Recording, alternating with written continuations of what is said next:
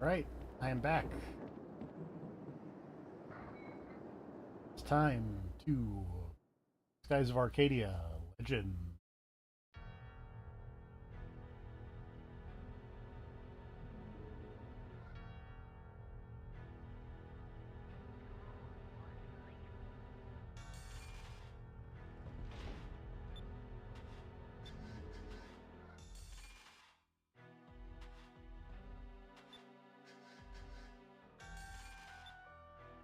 Oh shit, he's also a moon silver person, I guess.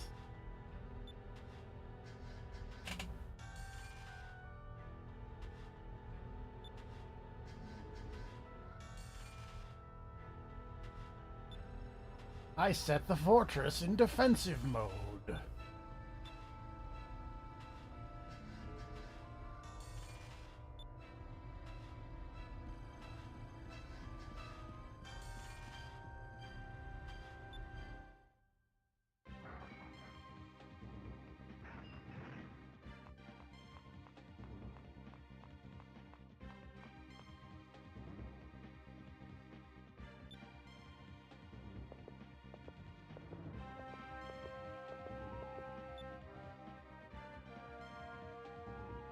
Oh, he's angry.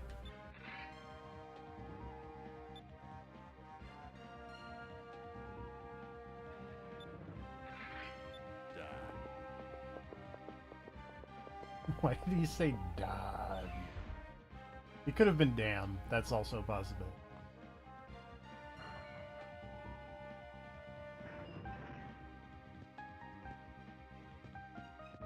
That's the way Ramirez went, so clearly we need to go this way.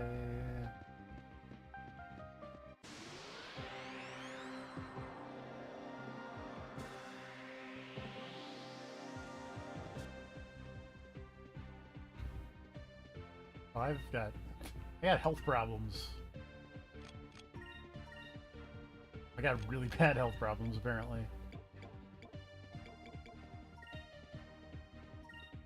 Here goes!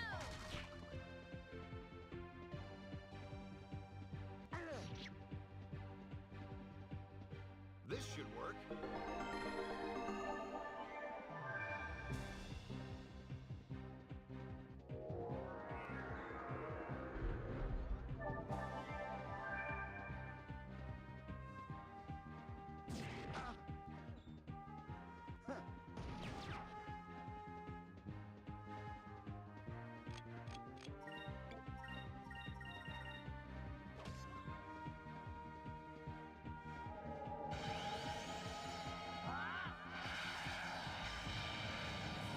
Ray of sword!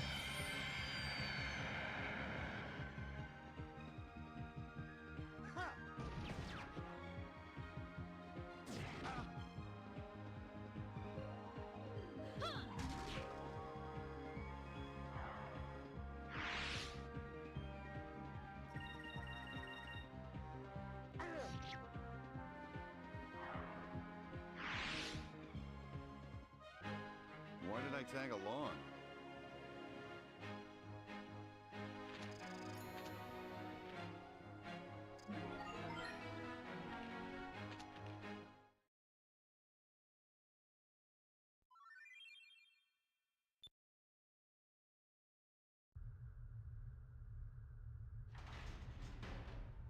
Remind me after this cutscene I need to heal people.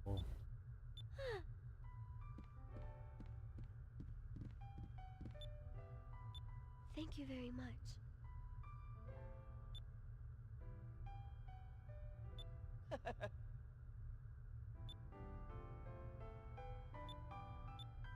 Oh!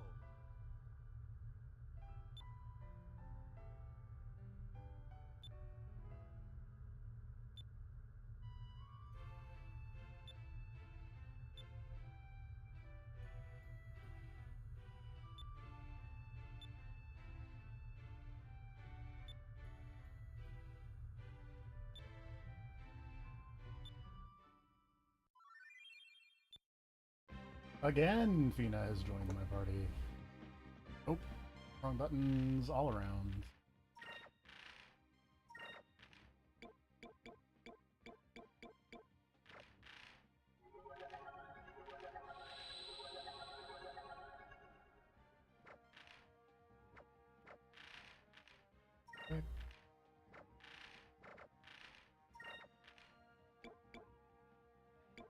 right, Sacrum is the party here. Wheat. Anything fun in here?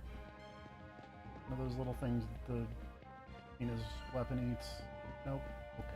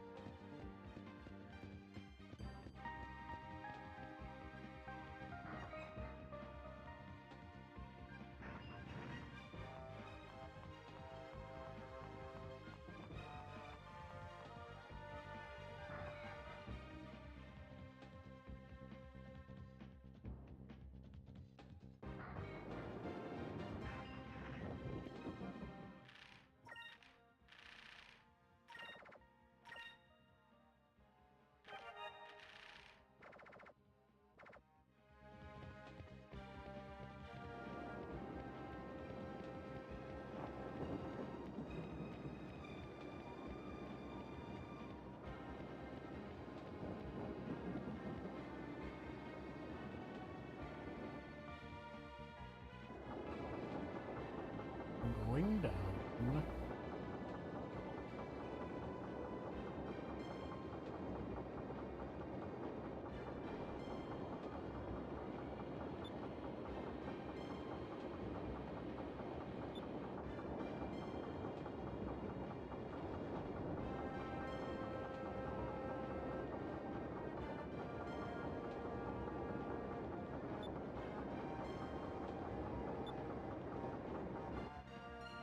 It literally is going into defense position.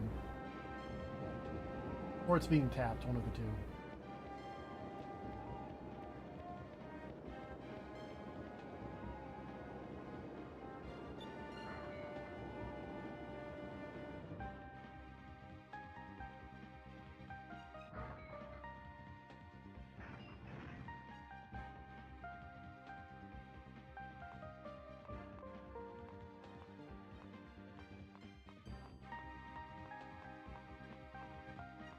It's a sneaking mission. The use of stealth will be oh.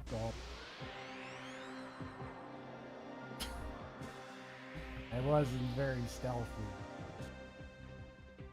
Oh god, those are big boys.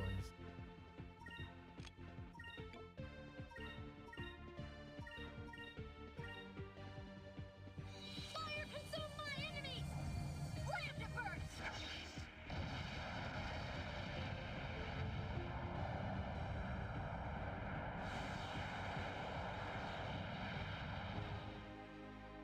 Okay, that was not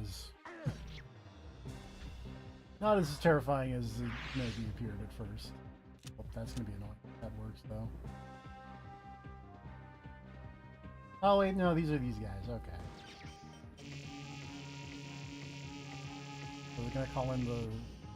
Oh no, it's just gonna call in more more pit droids.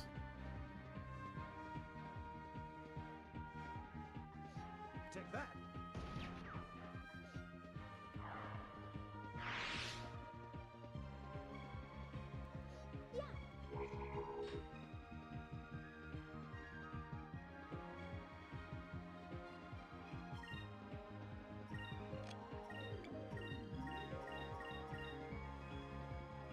Fire consume my enemies! Slammed it first!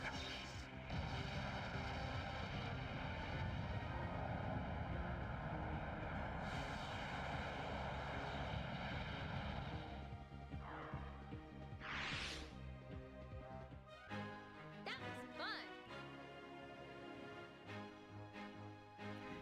Hello. Hello. How's it going? It goes well. Just catching up with the stream. Where did we leave off? Were you? We were you were escaping in the middle prison, of right? escaping prison. Yes. Right. It's been a bit. There was a bit of a delay. Just a little bit.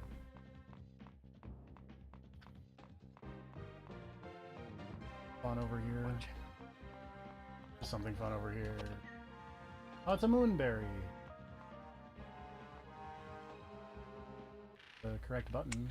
How many moonberries? I have 2. All All right, I'm asking this question without an answer of my own prepared. Do you have like a favorite prison escape in a game?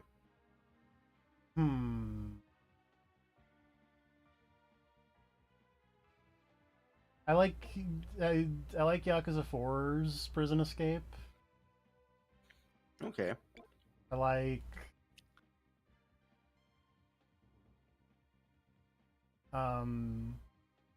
I think Metal Gear Solid has an interesting one. Mostly because there's like 3 different ways you can do it, and that's neat for a PS1 game. hmm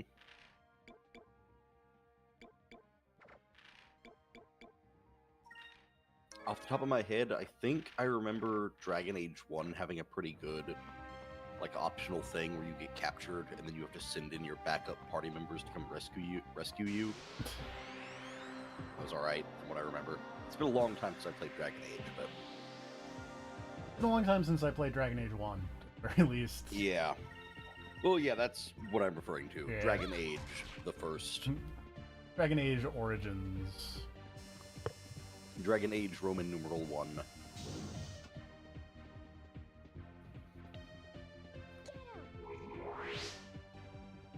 More recent Dragon Ages I could tell you more about, because I've played them more Yeah. recently, but... Someday I still need to go back and actually finish Veilguard. I finished it. I liked the ending a lot. I wish they were all Good. that easy. I'm glad that game was alright. Yeah. Oh god. I'm not doing good at the sneaking mission here, unfortunately, but that's okay, because I get spotted and then I just fight enemies. Let's see. Wind Waker had a pretty good prison escape. Oh, yep. I remember being very bad at the prison escape in Wind Waker as a small child. Fair.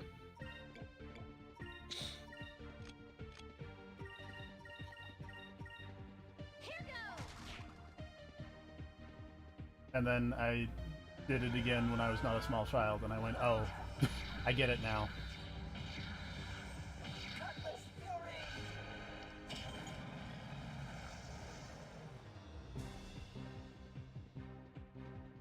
Over there.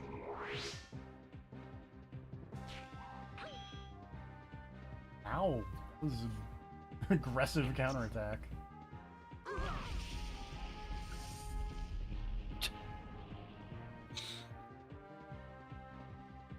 Like I was on point with that knife throw. Jesus!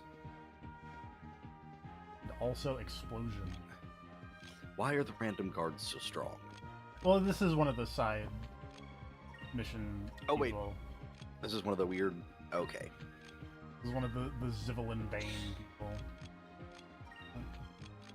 Nope, not guard. Oh my god. Anyway.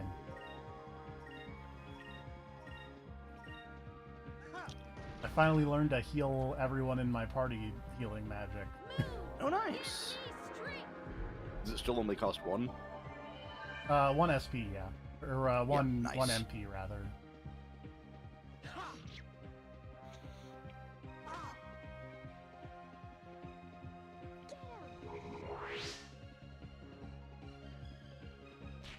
So, are all of these Zivelin Bane guys the same guy, or is it like a group? I believe it is a group.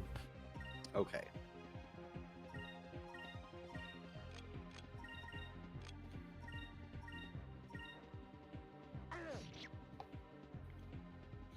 Here goes. I thought maybe it was like you were doing the Amon fights in Yakuza, but it was like all of them in one game. So the Amon fights in, like, fucking Infinite Wealth and, like, the Dragon 7. Mhm. Isn't there one of those that's like a gauntlet where you just like fight them all back to back or something? Yes, that is 4 and 5, I believe. Or not 5, definitely 4.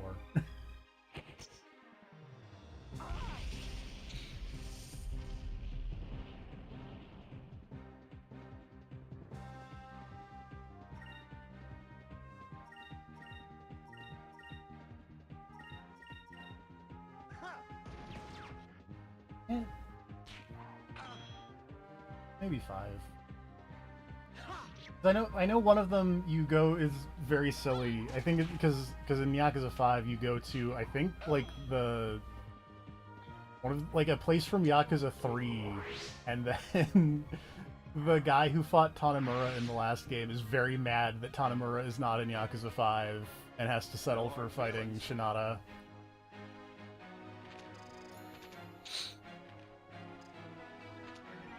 He's just like, I've been waiting for my revenge for forever. I received Unholy Dagger. Okay. I think unfortunately that's just a like spell item. Ow. Well, yeah, I guess theoretically no one on your team actually uses daggers.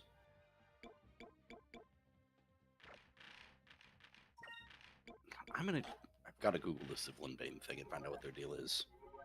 I think they're just like a group of treasure hunters. It's just such an odd name. It is a very odd name. Zivelin Bane also sounds like a Star Wars character. See, that's what I was thinking, because every time I saw the guy, he just kind of reminds me of... What's the dude from fucking Knights of the Old Republic 1, the bounty hunter guy that's after you, like, the whole game? Oh. Fucking Kalo Nord. I don't know why they remind me of that guy, but they constantly remind me of that guy. I can see it.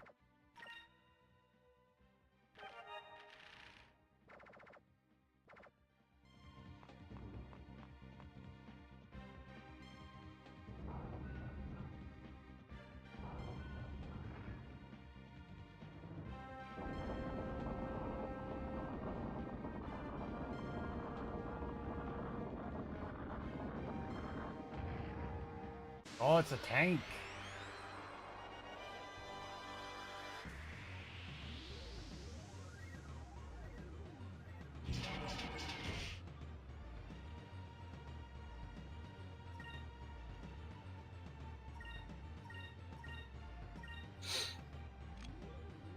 Okay, that's pretty funny. Apparently, in the 4th Valkyria Chronicles game, there's an enemy ace who attacks you called Zivelin the Bane. Hey.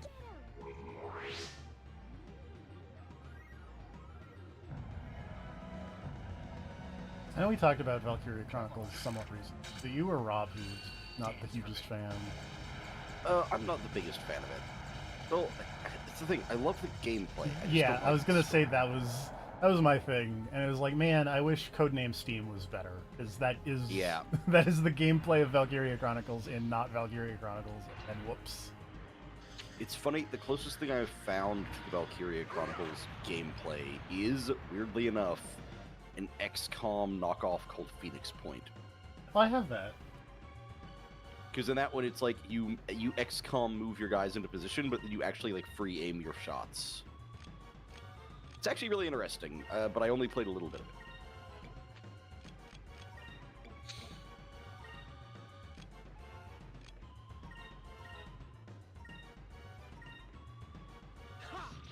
If I remember right, I think I stopped playing Phoenix Point around the time they revealed the world map, and there was like a whole system for moving around the world map and like resource management for your base, and I think my eyes just kind of rolled back into my head and I quit playing. Well, because I know too much. I know that Phoenix Point is made by, or like is developed by the original XCOM guy. Mm-hmm. So I imagine there's a decent chunk of original XCOM in there, which, Yeah. man, you know what's a great time trying to learn? Original XCOM. Now, to be fair, there was some really good stuff in original XCOM. Also, Jesus Christ, this tank. A little bit. Like, I'm just throwing it out there. I understand that there's, you know, the RPG conventions have to be upheld. How are like 100 guards not gathering to arrest you during this tank fight? They're busy dealing with the part where half the base is on fire, I guess. Fair, okay, I'll take that.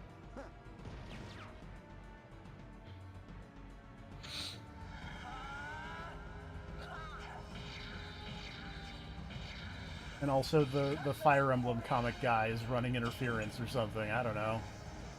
Oh yeah, I forgot he's still around. Over there. Still holding off on joining the team. Yeah. I mean, we gotta talk to him with the right person. I don't think we've met him yet. Like, We, as the Oh, player, yeah. have met him. I don't think Vice has met him. Yeah. I feel like it's going to be one of those things where he talks to Fina for like 5 seconds and switches sides. Oh, 100%.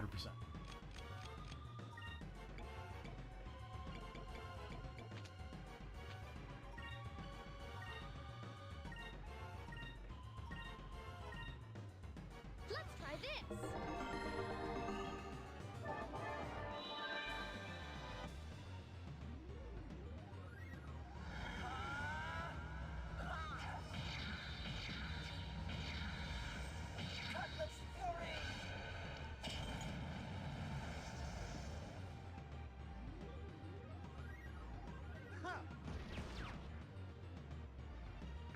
This fucking Final Fantasy VII ass-looking tank. I put the tank to sleep. Nice. That's what you want. Oh, I woke the tank up. Oh. Tank trank. The tank drank. Sorry, I'm just imagining someone with a gun that fires, like, anti-tank tranquilizer rounds. Sounds like a Punch fuck. through 3 inches of solid ceramic armor to deliver a dose of knockout medicine. Like, It sounds like a fucking Ghost in the Shell bit. A, yes. B, it also sounds like the kind of thing they would invent for a dumb Superman comic to explain how he got tranquilizered. Yeah.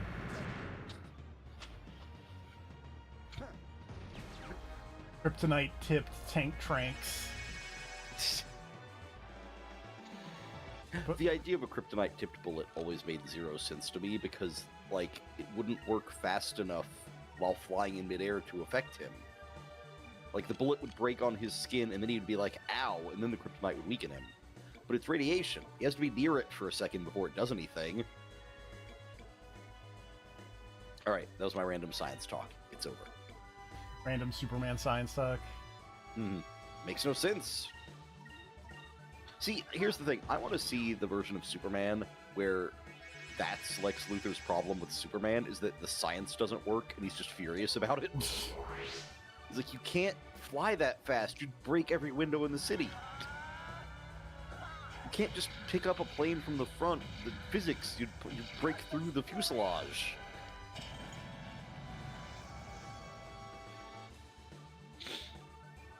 If you grabbed the plane by the wing to try to balance it out, you just tear the wing off. It's like, no, I want to see a Lex Luthor who's like, I have to kill Superman so the world makes sense again. Here goes. That said, I am glad that, at least according to like the Superman trailers and stuff, new Lex Luthor is just smarmy, asshole, evil, rich guy Lex Luthor. Yeah. Sometimes it's nice to just have the classic villain. Also, I appreciate that judging from that trailer, there was like no redeeming qualities to him, which yes, that is how I like my Lex Luthor, is just a massive piece of shit. Insert that children's book scene here of Yes. Lex Luthor stole 40 cakes. I think it was pies. Hold on. This is the kind of important. This we need to fact check. This is fact check importance. Yes. Ow. No, you're right. It was cakes. You took 40 cakes. That's as many as 4 tens. And that's terrible. Truly.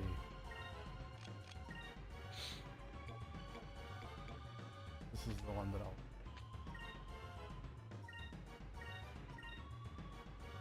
There was a later update, like retelling of like Superman and Lex Luthor's backstories, and it explicitly mentions that Lex Luthor was in detention one time for stealing 40 cakes from a school's bake sale. Great. Just gotta make sure that's included. That is canon. Oh, I think Vice is gonna eat. Speaking of cannons, how is this tank still alive? Oh. Nope, Fina's gonna eat it, which is a problem because she's the one who has the good revive spells. This thing's almost dead. You can revive her whenever the battle's over.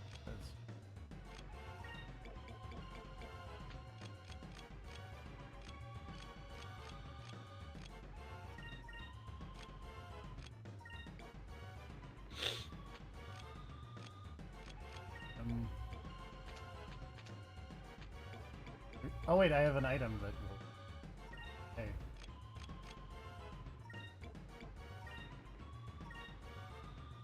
Let's try this. Oh yeah, this game doesn't autosave. You should probably not take chances. Yeah. Well, I mean, there's I saved right before this started, so Yeah. it's like not a huge deal if I go down, but also Prefer not to. It would really suck to fight the tank for this long and to get nothing out of it. that's very true. Is this tank like a mini boss or was it a random encounter? This is a mini boss. There was Okay. there was a cutscene. Okay, I missed the cutscene. I don't Like- remember what we were discussing at the time, but I'm sure it was important. Knights of the Old Republic. Oh, okay, yeah. That's what I was looking at the wiki page to be like, what was that assassin dude's name?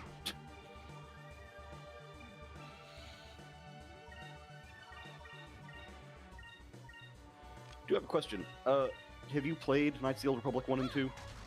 One most of the way through, two no. I have Okay, it. I was I have it gonna ask- installed. I was going to ask which you preferred, but the answer to that is pretty clear. I do have Knights of the Old Republic 2 installed, and I think I downloaded the mod that makes it so that it actually has an ending. That's nice. It's good to have that. 'Cause the first time I played it, I did not have that. The first time I played it, I also didn't know how to fix like the weird memory leak thing that made your dialogue skip like crazy. So the ending of that game played out in like 5 seconds. It just That wasn't blitzed so through bad. the dialogue. Whoops.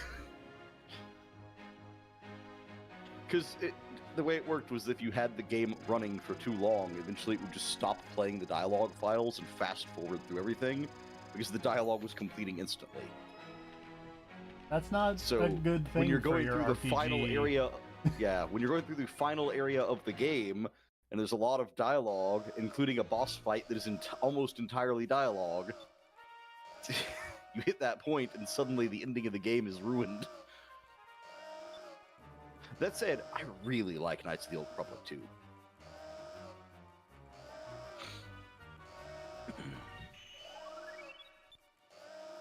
Oh, I think we're about to meet the Fire Emblem character here. Oh, okay. Take the mystery elevator.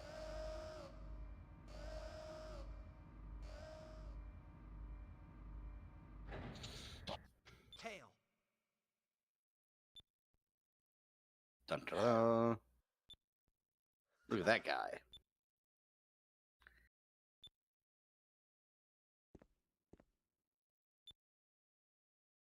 I don't know, but we should follow that guy.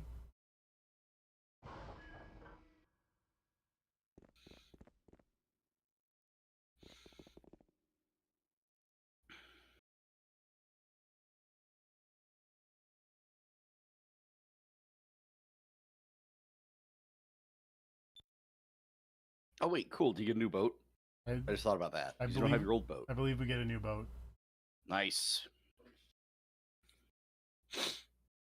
Oh, we get a flagship. Ooh.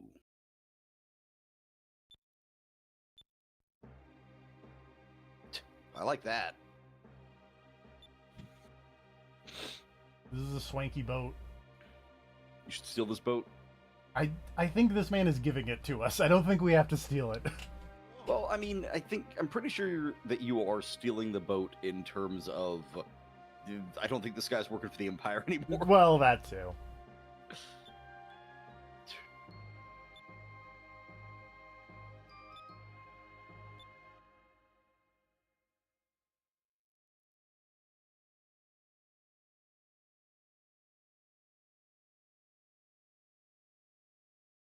I really want him to do a Final Fantasy IX. I want you to kidnap me.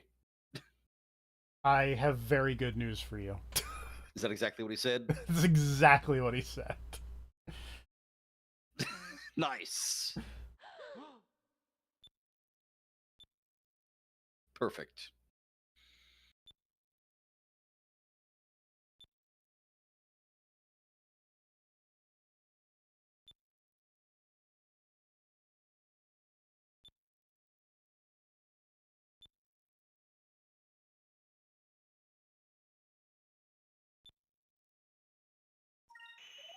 Sure thing, buddy. Fire Emblem rules work.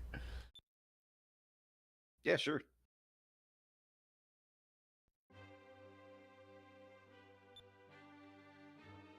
Hey.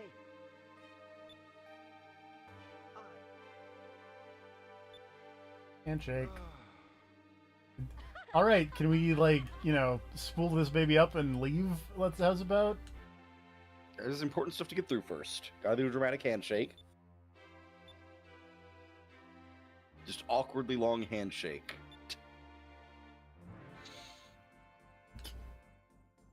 Oh, those crystals you were talking about? How about, do you want them? Very convenient. Oh, hey, by the way, here you go. Yes.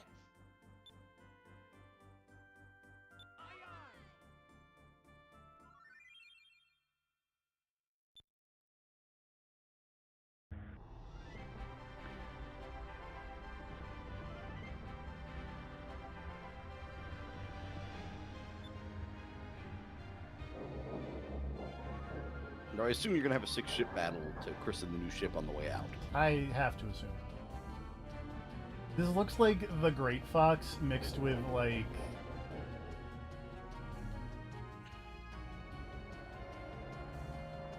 I don't know. Something.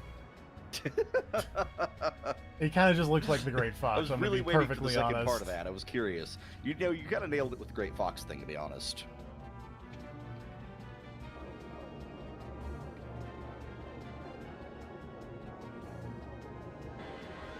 See, I was just thinking it looks like the space battleship Yamato.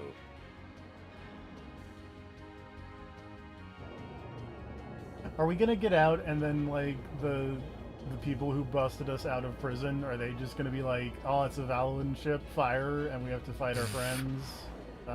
Probably not. I feel like that would be too much of a misunderstanding. Yeah. But, like, maybe.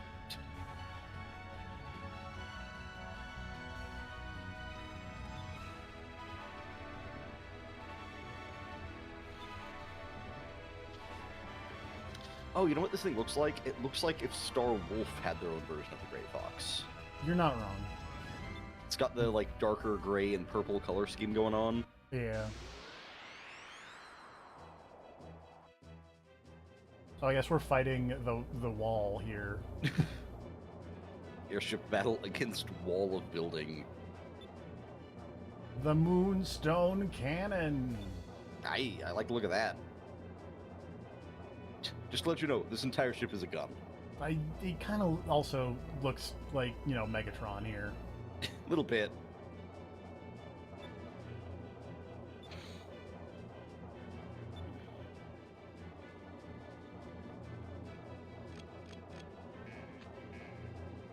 I need 20 spirit points to use the big cannon. That's a lot. Gotta be worth I it. know what I'm doing. What I need to do is I just need to focus and start it.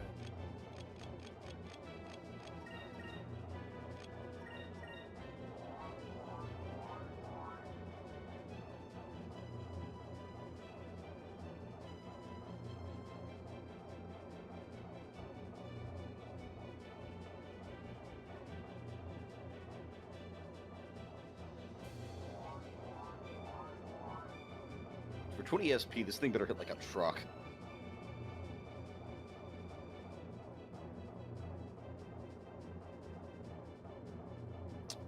Yeah, if they ever do a remaster or remake or a sequel, I really do hope they put in like a speed up animation button on these air battles. That would be nice.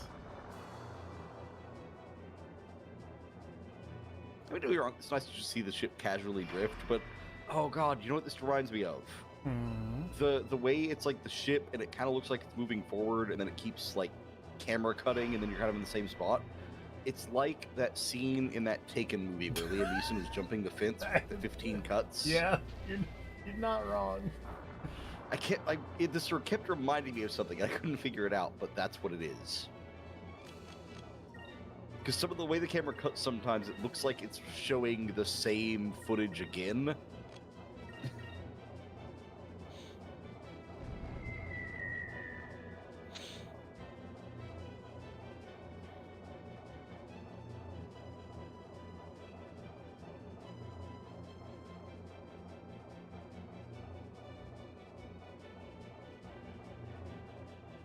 Moonstone cannon. It's gonna be cool. Moonstone cannon, fire! Magic gun. That was pretty cool.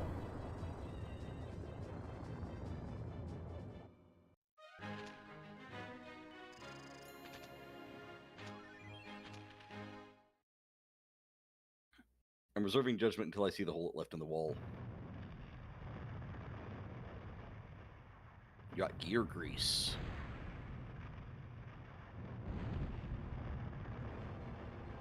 That did not seem like a big enough hole for this ship to come out of, to be perfectly honest. Yeah, the explosion was a lot more underwhelming from the other side of the wall. But it's fine. Somehow that worked. Yeah. It was just like cinematically, I like this game's sensibilities of doing the cool zoom in on everyone being happy about blowing through the wall.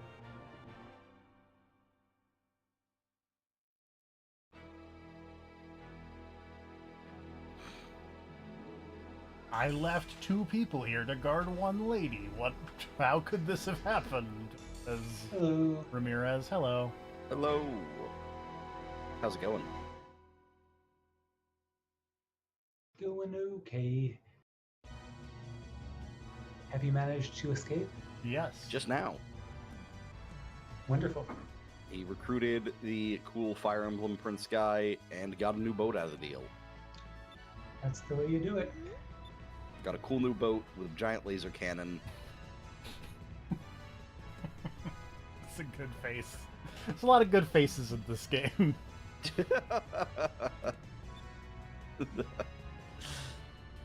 I am okay with this situation. Gilder's alright.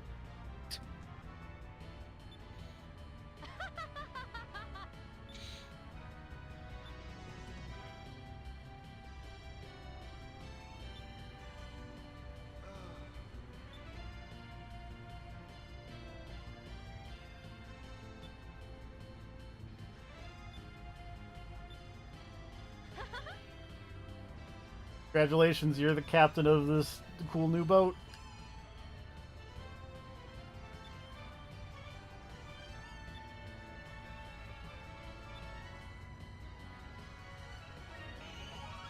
Uh-huh.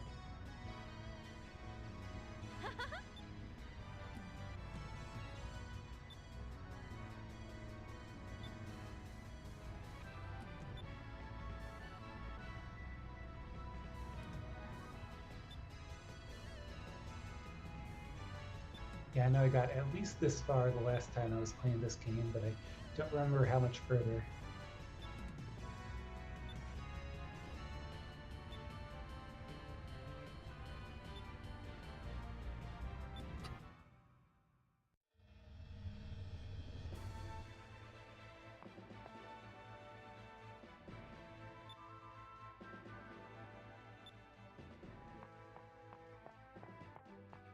Weird noise.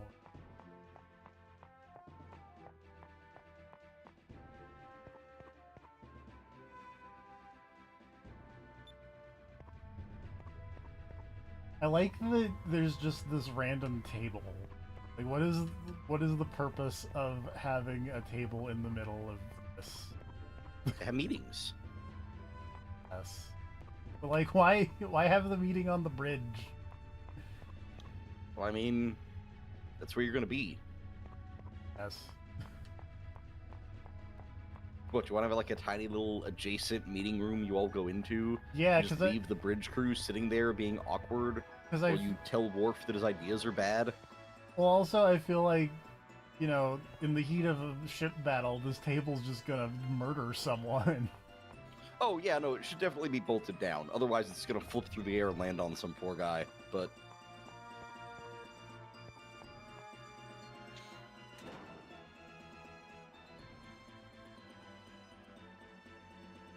there's also a throne. You know, there's something about that room that also felt like very like Power Rangers Zord adjacent. No, I can see it. It needed more thrones to, you know, fully get there, but because everybody needs a seat to, you know, pilot the big robot. Yeah. Oh man, what if this thing can turn into a robot? That'd be great. My favorite part of Dark Cloud 1 is... You ever played Dark Cloud? No, but I've seen it. Okay. The fact that in almost every dungeon you're like rebuilding cities and whatnot, but then for one dungeon near the end you're just using your powers to, instead of building a city, you're building a giant fuck-off huge robot to go punch the villain in the face. And then you only pilot the robot in a quick time event cutscene, but it's still fun. Yeah. It also does not work. Spoilers for Dark Cloud. The giant robot does not solve all your problems, then you gotta go through another dungeon.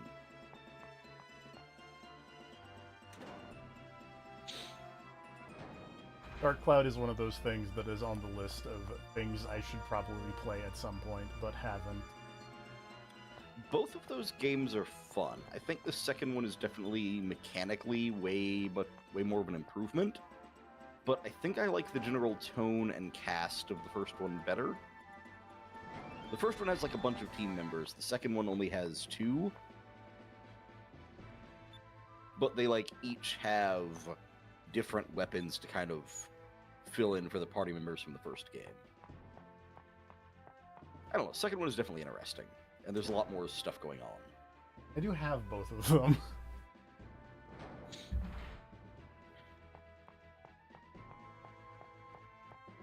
It's also interesting because from what I played, I don't think the second one and the first one's plots interact like at all.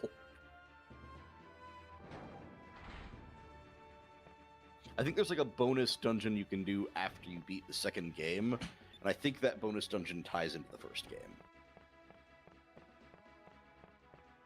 See, this is where I would expect you would have, you know, meetings in this weirdly, extremely fancy room. Yeah, this is like a ballroom. Also a bar. Alright. What is that table in the middle? See, the table in the middle of this room feels like the one that should be on the bridge. Yes. Also, I like that this dining table is missing a bench. Well, yeah, you just stand and eat. Well, it's got one on one side, it just doesn't have one on the other, which is extremely strange.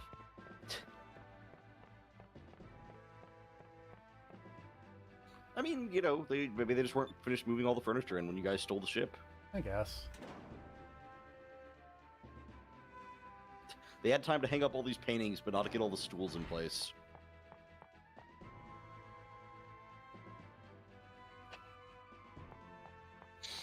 Speaking of things that would be bad in, like, a ship-to-ship fight scenario, a bunch of paintings on the walls.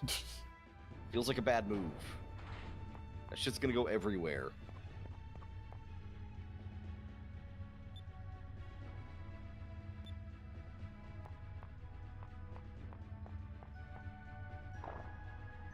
Hey, a moonberry.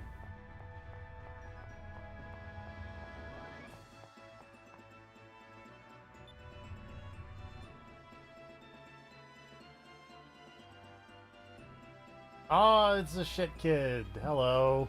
Oh no. What is that? Oh, that asshole.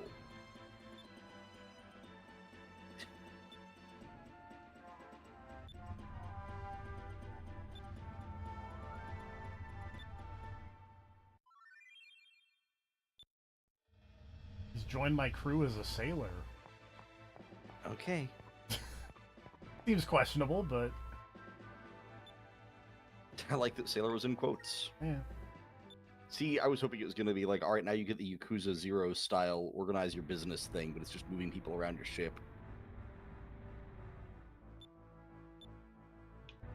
Got Ro. Are you taking him to China? He finally found the sailors. Oh yeah, I need to call Rio. Know anything about sailors?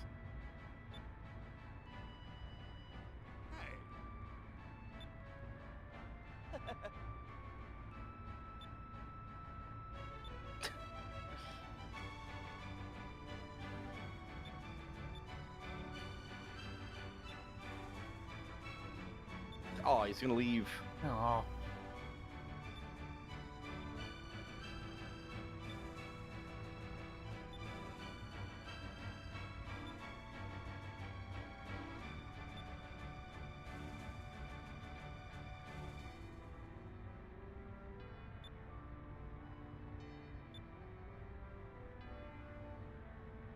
Never give up.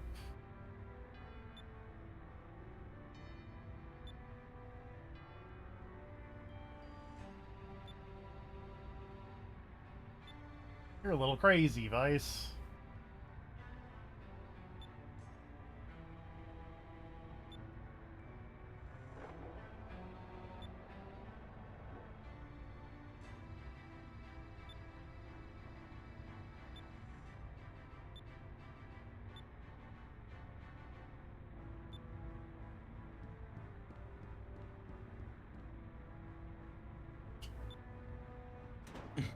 Now he's leaving.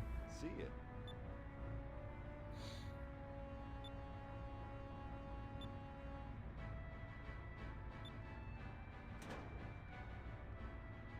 Wait, didn't he just go through that door?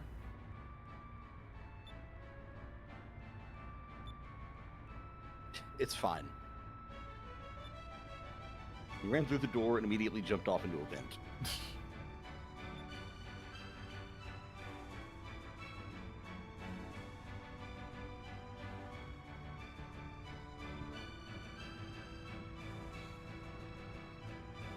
Oh, right, because you got a new party member. That's why I left.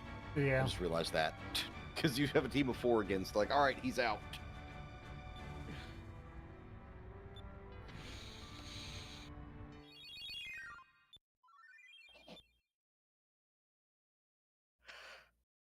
Oh, that's why there's a Moonberry, so I can give Rike his first special move, probably. You're right. Man, it'd be really funny if someone got that Moonberry and then immediately used it on Gilder, and then he left the team.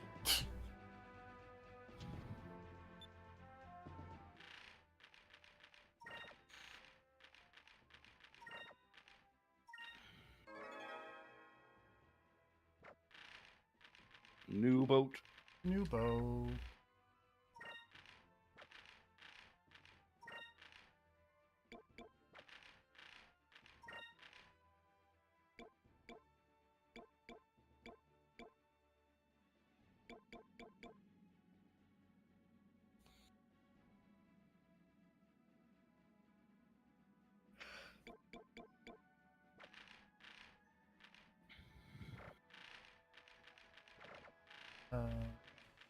I was gonna see.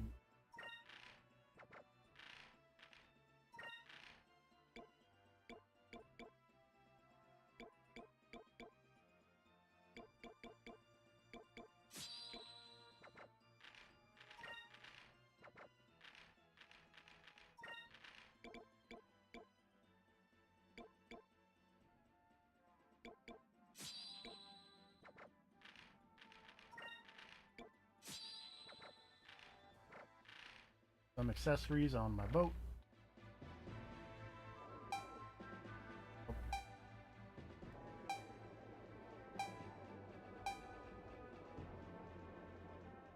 Where am I going? Man, he said back to Crescent Isle, right? Yeah. I was just trying to figure out which way. Okay, it is to the east. Oh.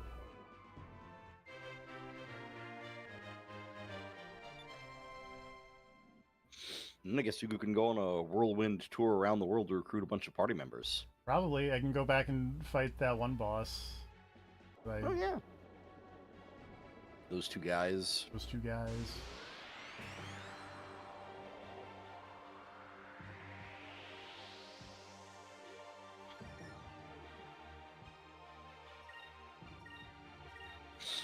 I kind of wish there were random encounter ship battles. Like, you know, because you can get into a random battle and fight these guys on the deck. But it'd be fun if there was, like, a bigger monster that you actually had to fight in the boat. It would But be also, I fun, guess but also considering I how could, long the ship battles yeah. can take, maybe that would be kind of miserable. That's kind of why I'm like, I get the concept, but also, yeah, no. Alright, fine.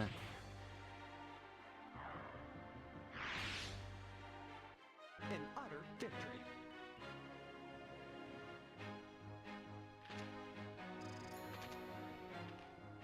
He's got big, like, if Akechi was not a bad guy vibe. Little bit. I can see it. I just keep thinking he looks like a Soul Calibur character. That also true. He feels like if Soul Calibur 5 had kept going and they didn't like revert back to the past with Soul Calibur 6, he feels like the kind of guy that would have appeared to replace like Raphael. Now we go.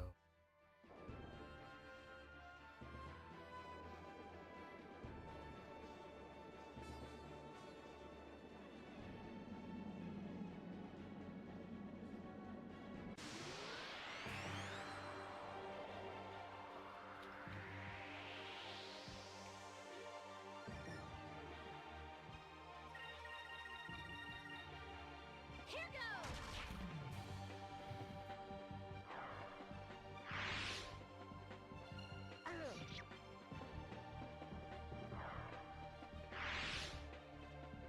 I was playing some Soul Calibur 2 earlier. That game is fun. That game is a lot of fun.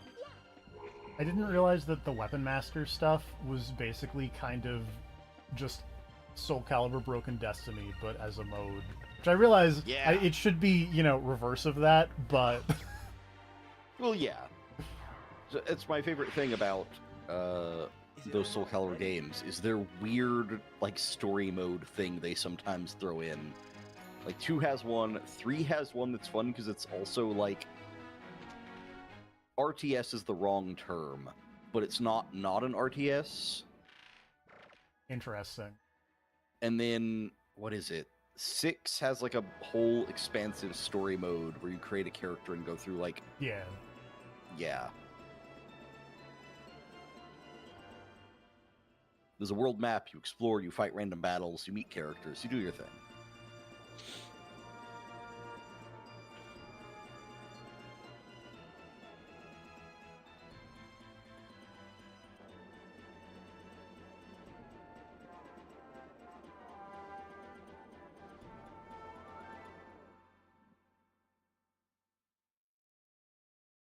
Three remains the Soul Calibur game I am the least familiar with.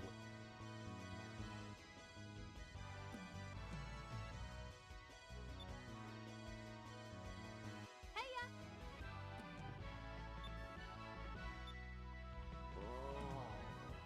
Enrique, you don't look so good.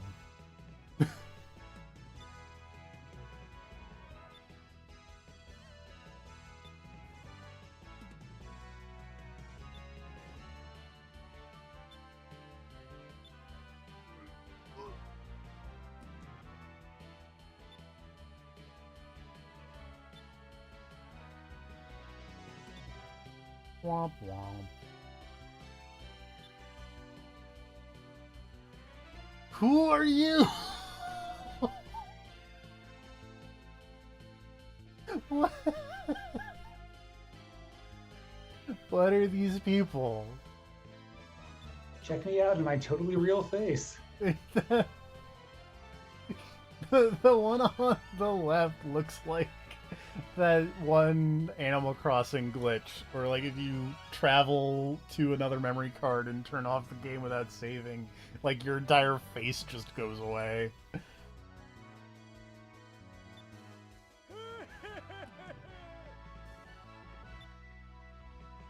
Rabum is a real pirate name.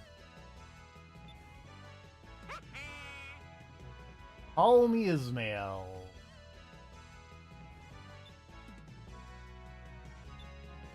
Oh, is there actually... Is this, like, the greatest game that no one ever played?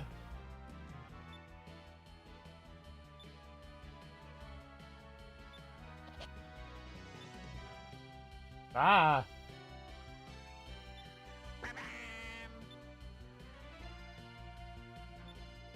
I think I have 100,000 gold.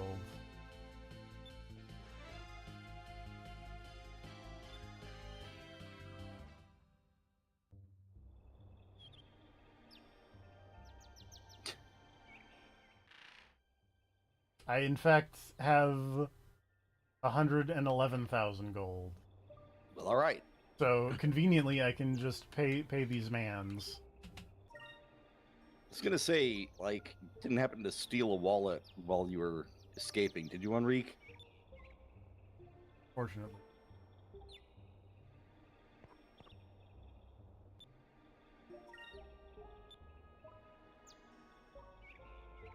But yeah, I do think because we're kind of in the vicinity of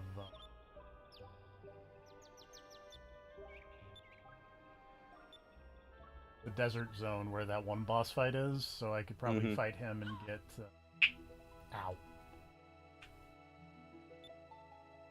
Yeah, I was kind of curious, like, if you don't have the money, do they expect you to just grind? I think so. Oh, God. Like, I was like, maybe there's like a quest that gives you 100,000, like, kind of like you had the wallet before. It was 5,000 gold, but it wasn't a real 5,000 gold. I thought maybe there'd be a quest that gives you a sack of cash.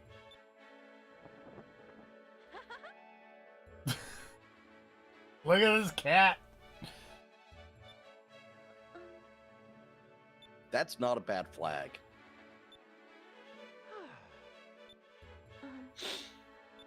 I'm just saying, if Ico was going to start her own Aw. pirate group, that'd be a good one. I kind of like the dolphin one. Oh, I know that's, you know, blasphemous being the cat person, but Yay!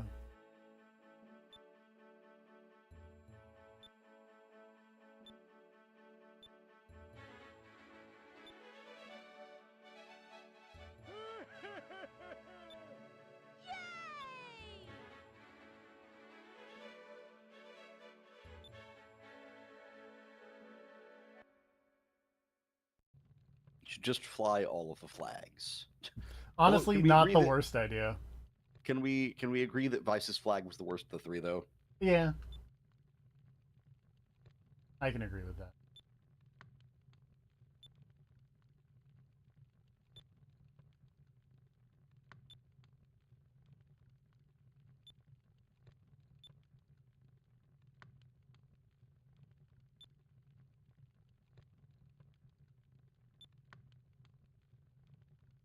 How do you know that person who you clearly know very well? He's probably my brother.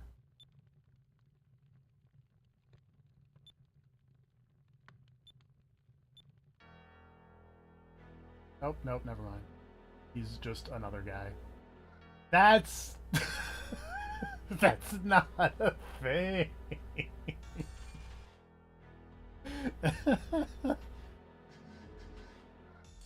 Al- Although I guess, you know, you don't necessarily have to make something sharp to cut through light. I mean, you just stick your hand in front of it and then you cut through light.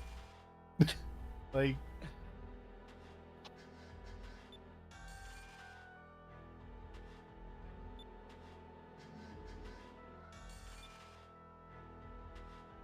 he's like a brother. Okay.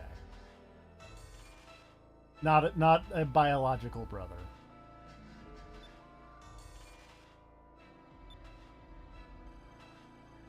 At least until late game reveal, where he's like, "I am your brother." So yeah. Also, man, they were like, man, Sephiroth is really cool, says the developers of this game. And look, silver-haired pretty boy was definitely a type. Fucking the entire, like, 80% of the story of Legend of Dragoon is based around that.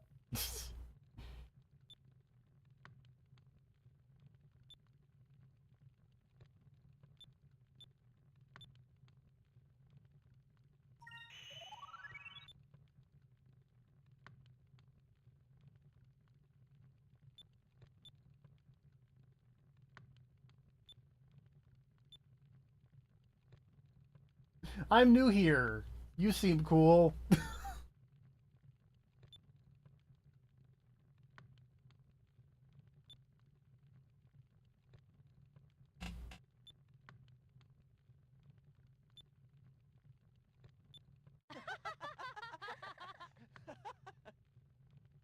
Ho ho ho.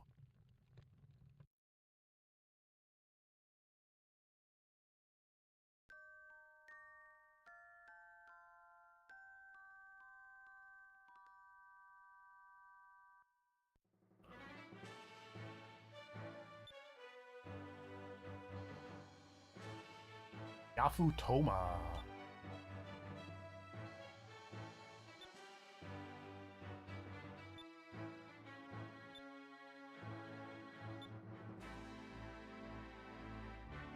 It's definitely not Japan. It's definitely not Japan. Huh?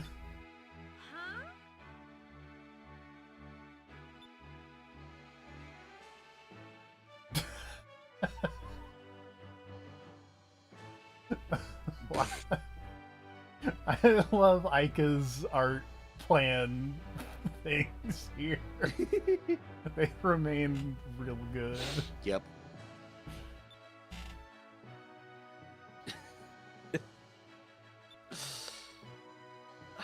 The problem is, I feel like every time she does this, it's like, well, that's the thumbnail. Yeah.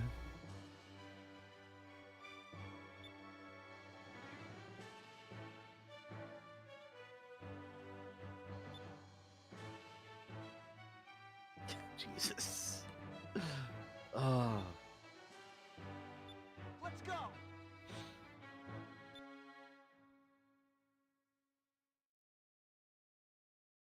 Is Esperanza the city where the boss fight was? Not Nazareth. Oh, it was Maramba. We can't get to Maramba.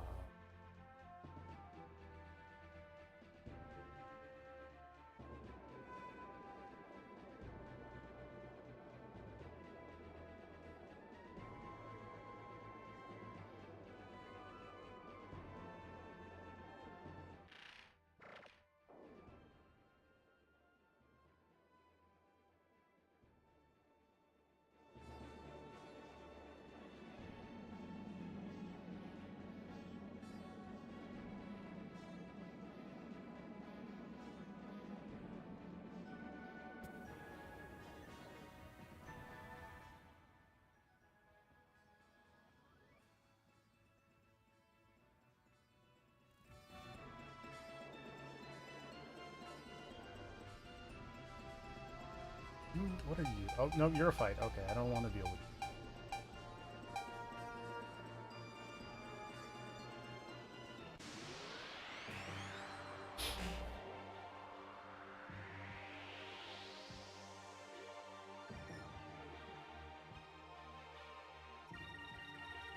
I feel like there's actually like a whole lot of side things that I can kind of go back for at this point now that we have like a really cool ship here in terms of like I got a bunch of those moonfish I need to give to the doctor guy.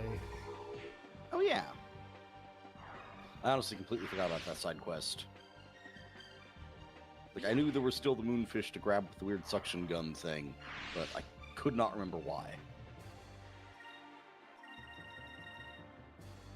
I think I actually conflated the moonfish with the things you're feeding to the little silver guy. Yes, they're very similar, and I can never when they make the alert noise, I always mix up which one I'm supposed to be going for because they have very similar alert noises.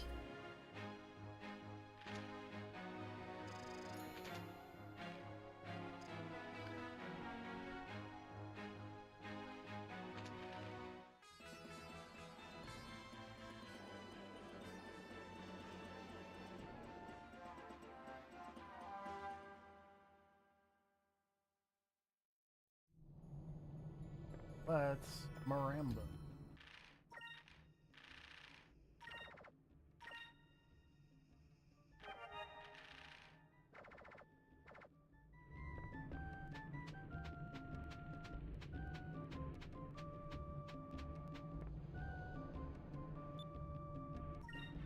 Guy who still looks like a fucking Pokemon Coliseum man.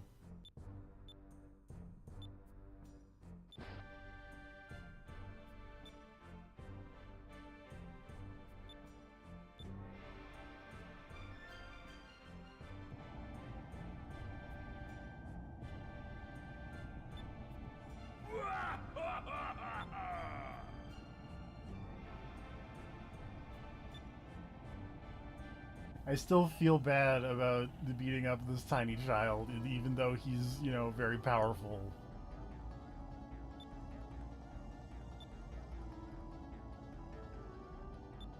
What?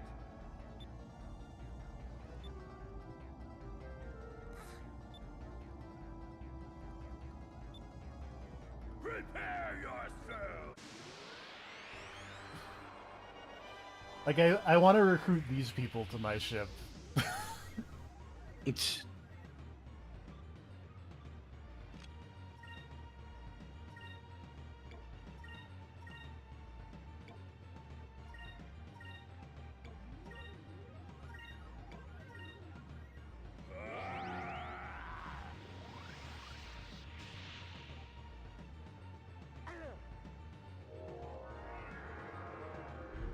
Oh, right, I should put in... Getting that that's a thing. Over there.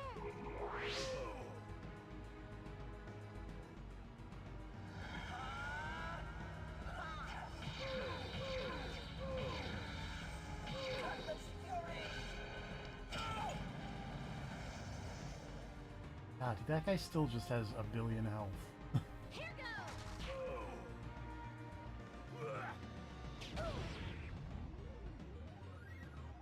How about you?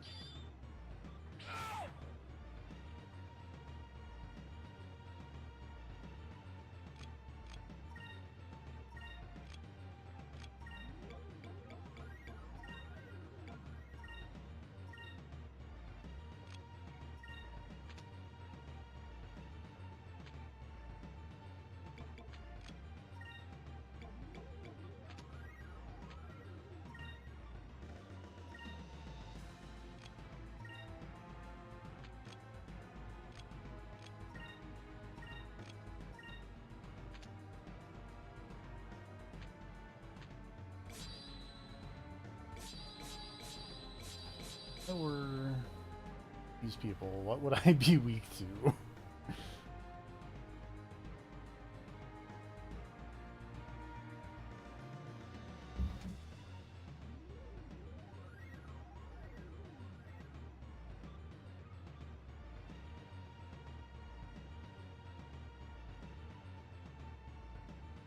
Eating.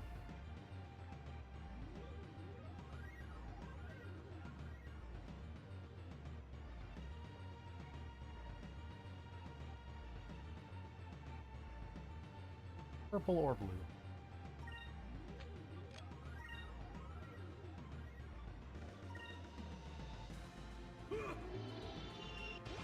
Take that. Moons,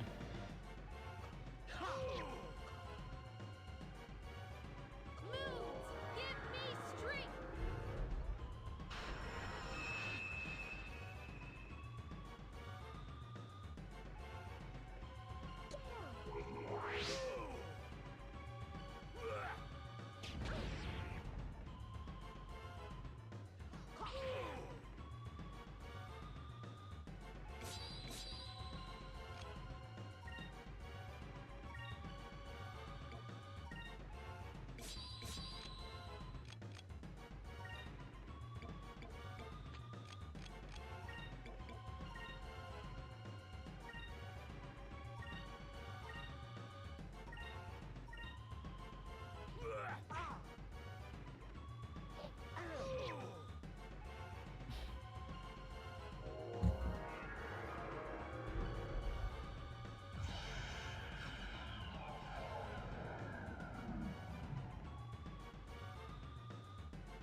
Dude.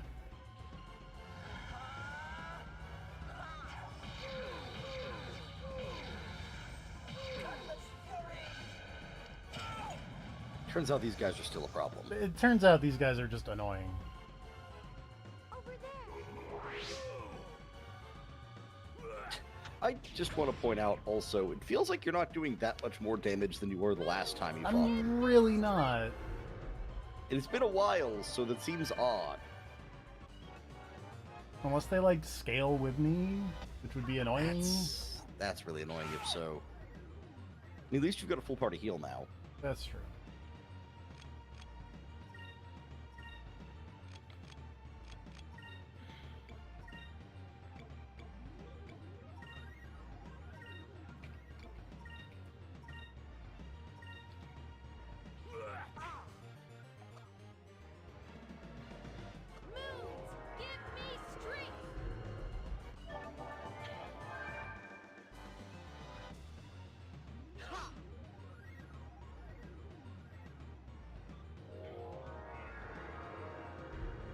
Oh yeah, no. Apparently the bounties scale to your level. Shit.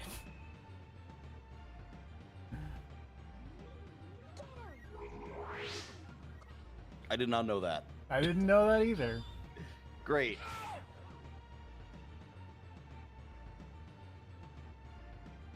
Okay. Your new plans. We're still gonna just attack. Oh wait, no. You gotta heal. I want you to heal with it.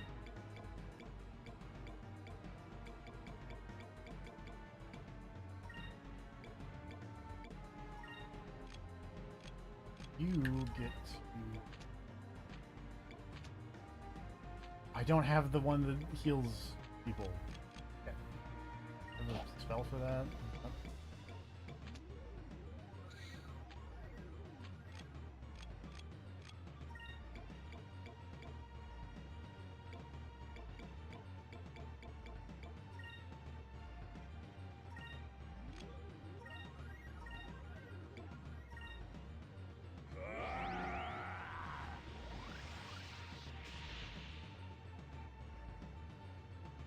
Let's try this.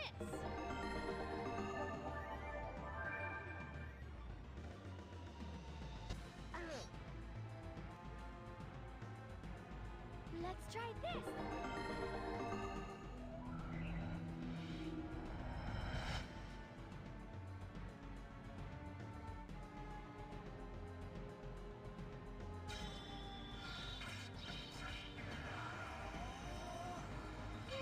Oh, right in the dick. Face my blade.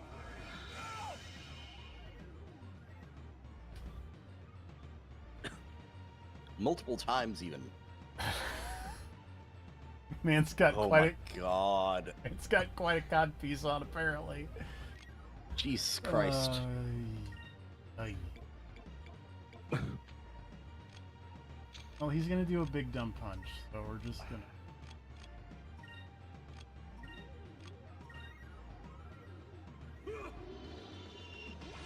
Take that!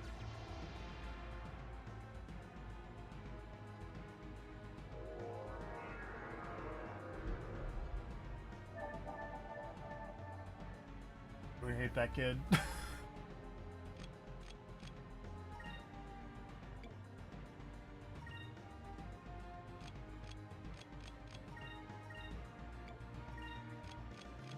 But, you are gonna.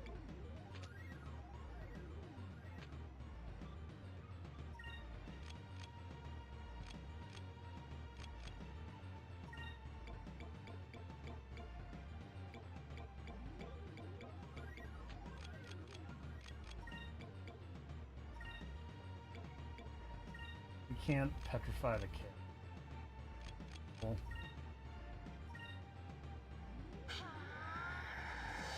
Filter shield.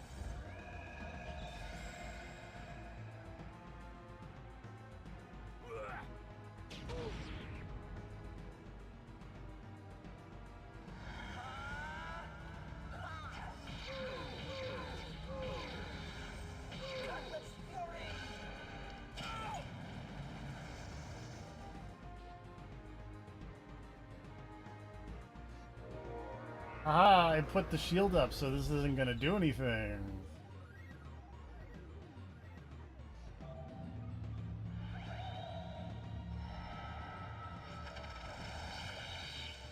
Moons. Petrify my enemy. Okay, can't petrify the kid. Also, Enrique is just doing no damage now. That's great. I don't understand why, but sure. Okay, we're gonna settle into this being the plan, which is we're gonna have Vice, Cutlass Fury. We're gonna have you do that, and then Fina and Enrique are just gonna be on healing. That seems to be what I got. Yeah, the only advice I could find online was to keep using that Delta Shield ability. I don't know who has that. It's but- Ica. Apparently it reflects magic, so you Yes. can mess up the little kid pretty hard. Since the kid, I don't think can physically attack, he just does magic.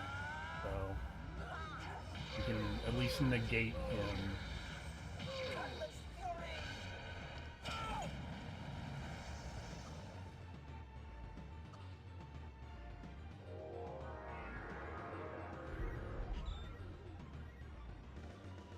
Why did they make these guys so tanky? Oh, This should work. Oh. I forgot that I put the shield on, so I can't do healing spells. Ah. Item still works, though. Item still works, which is good. That was very funny, though. You know what? I'd like purple or blue. Try blue, because purple is not... Purple's not doing it.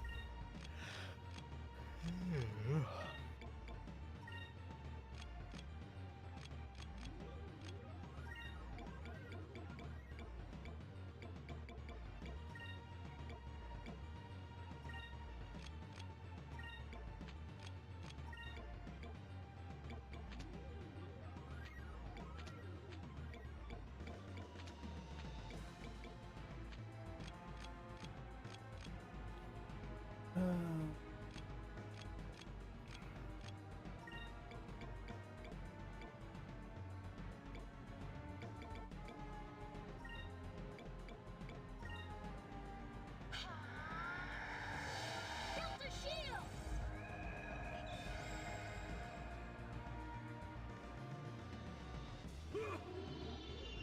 Who's getting punched? Mike is getting punched. Ow!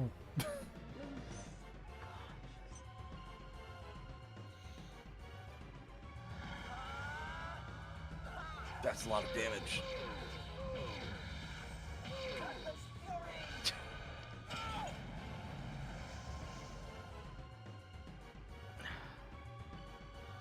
Look, I'm not a game designer. I don't know a lot about balance, but this seems kind of absurd. A little annoying. This should work. Then again, I've never been a big fan of like the super overly long boss fights. I know that a lot of RPGs have included those, and like a lot of people are like, "Oh yeah, here's this fucking Final Fantasy 11 boss or whatever, where you gotta fight it for like 40 hours or some dumb bullshit." But like, why? What's the appeal of that? I don't know. I am beating up children over here. Don't mind me.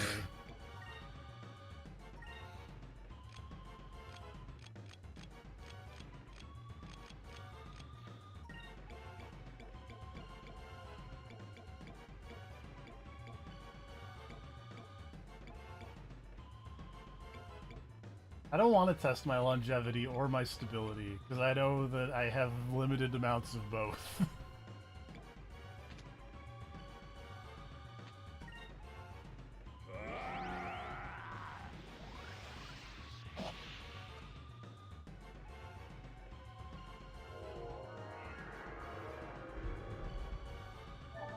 Like, sure, but also, you know...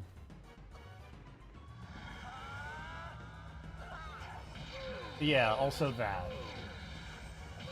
Everyone loves the SMT boss where it's just like, I get infinite turns and then I kill you. Let's try this.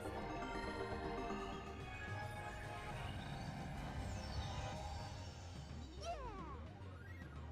That one's not even a super boss, that's just a story boss you gotta fight.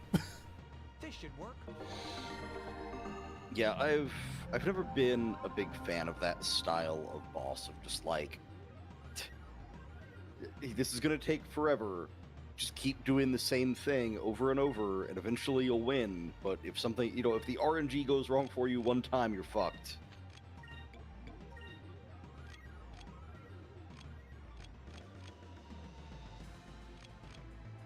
I always think of that boss from Strange Journey. It has like a fully unavoidable instant kill attack, and it will just randomly use it throughout the final boss fight. And if it's like, oh yeah, if it ever just picks your main character, and you don't have someone on the team who can take the hit for you, you're done. Stop punching Aika. He's gonna keep punching Aika. Also, stop healing, you little shit kid.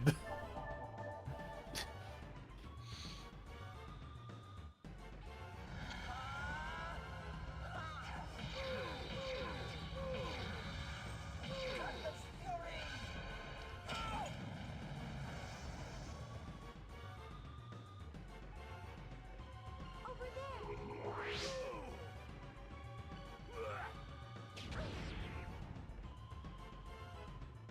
How about you?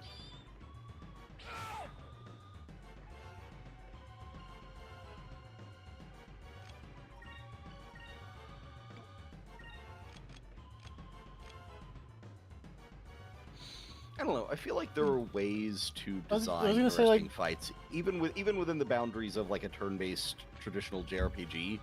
Like there are interesting boss fights scattered throughout various JRPGs that I feel like don't have to rely on like just making the numbers higher. You know, like I feel like the boss fights that me are always the most interesting, the ones where it's like a boss with multiple body parts. The body parts do different things. So you have to kind of like prioritize what you take out. In terms of a super boss, I was gonna say, I do like, like it's like I've never. Go ahead. with trials and stuff. Like, I do think like Pit of 100 Trials is a totally solid method of handling the super boss thing.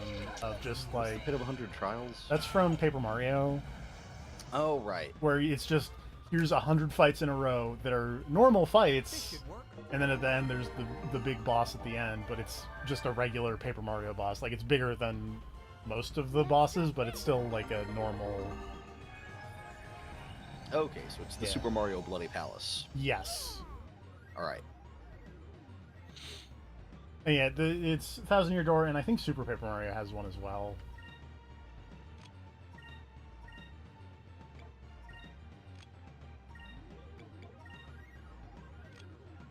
I don't know, like, on the face of it, this boss fight is not bad. It's like, okay, you've got the one guy who's really big physical attacks, and you've got the kid doing his magic attacks.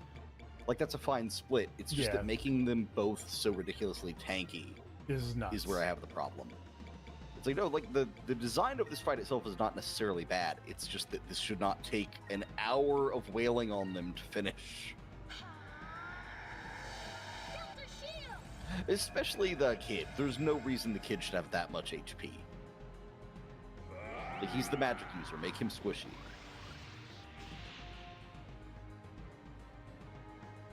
Let's try. Or if you want to do a subversion, make the physical guy squishier and make the magic user just have really good healing. But also be tanky, so then you gotta decide which one you take out first.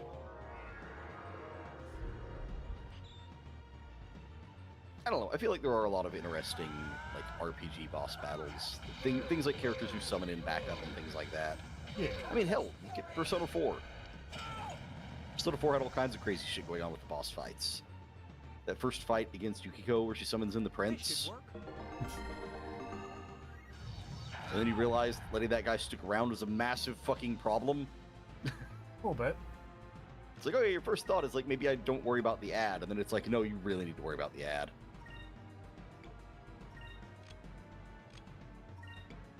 Or fucking, yeah, like the fight against Shadow Kanji, where he's got tough guy and nice guy. Like, if you don't take those guys out fast, they become There's a a problem, problem, really quickly. yeah. I was gonna also say that, like, hi Dolly. Relating to Persona 4 bosses, I really like, oh god, which one? Kunino Segiri, I think is the one I'm thinking of. The eyeball? No, the other No, one. Kunino The- Sagiri is the fake Jesus. Yes. Mostly Yeah, just Amano because Sagiri is the eyeball. I like the idea of where you just stick all of your magic reflects on when it does the weather the shift. quad converge. Yes. I like that strategy a lot. That is the most satisfying thing I think I did in that whole game, was actually managing to do that magic reflect correctly. Where I think he did like the Magaru Dine on the whole team and reflected it back in his own face. It was so good. So much damage. Yeah. Build a shield. Yeah, and I feel like generally speaking, if you were the right level for the dungeon, Persona 4 didn't have overly tanky bosses. Like, there were only a couple that had a lot of, like, just a ton of HP. Like, I think Shadow Teddy was... Shadow Teddy and, like, I think actually Amano Sagiri are Yeah. both, like, tough and sort of tanky, but not, like, overly so. This Also, fight does is Persona 4 optional. even have an optional Yeah, super boss? Margaret. Oh, right. And also, I like, never all- fought Margaret. So Margaret's interesting because Margaret's whole thing is that she's on a time limit. Yeah, you have to finish the fight by a certain And I turn. think that's Is an she- interesting way of going about super bosses. I was like, doesn't she also have, what do you call it? Doesn't she have the thing going on where she has like a very strict, Yes. like, She has schedule a, of what she does a every very turn? strict pattern of what she will do, and you get Yeah. to learn to adapt to that. And like, So it's like, learn the pattern, learn how to counter it, finish this fight within a certain turn. yeah. Yeah, see, that I'm okay with. I never do it personally because I don't enjoy that, but like, I get it. I did it once.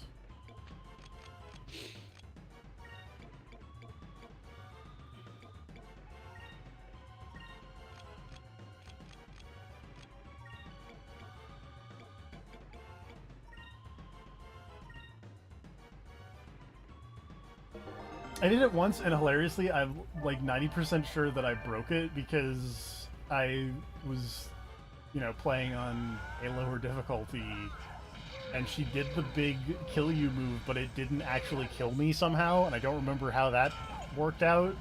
And then it was just like, well, now I'm in uncharted territory here. Oh, this is... Oh, yeah, I forgot about the Reaper in 4 as well. Yeah. This should work. Him I did fight. Oh, I want to say I fought him in like New Game Plus and crushed it. So Let's try this. Also, like, the bosses that show up back in the... Like, when you go back... For the, oh yeah, the secondary dungeon Yeah. fights. Man, Like, that I fucking talk king guy... about- dude, I talk about fucking Contrary King all the time. Contrarian King has, I think, my favorite boss gimmick. Do you remember Contrarian King? Yeah. Yeah, I love that guy. Motherfucker casts... what is it? He casts blue wall on himself as soon as the fight starts or whatever. And then he's not Or- even, like, Yeah, so you wait 3 turns for the shit to wear off, and when you finally get a chance to cast it on him, he absorbs it. That's so he gets so himself back. funny. It's so good. And his name is Contrarian King, so, like, if you think about it, it makes sense, but it's also like, god damn, like, it's so fucking smart.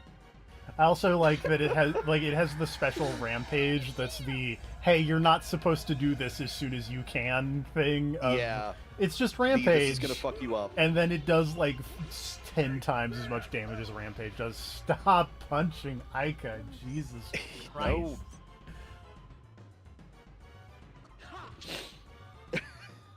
Jesus. This should work.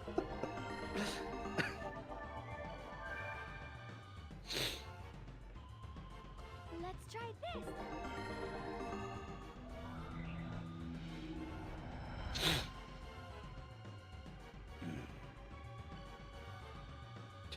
What I'm getting at here is that I think, generally speaking, I really like Atlas RPG boss design most of the time. Most of the time. And There are not- times and where not it a lot gets of other. Look, any game where they say, "Hey, the boss can just give itself more turns," I'm immediately out. But when that's not in play, I think their boss design is usually pretty good. It's not to say they don't have some hot bullshit thrown in, but you know. Generally speaking, I feel like they save their hottest bullshit for the SMT series as opposed to like Persona. yeah. Persona's much more chill. I prefer that style. Oh god, more punches. Punching. Do you have more revival things? Oh yeah, no. And Okay. Rina's got this spell.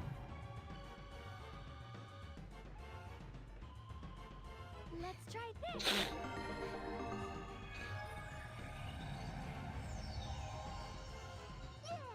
That's fair.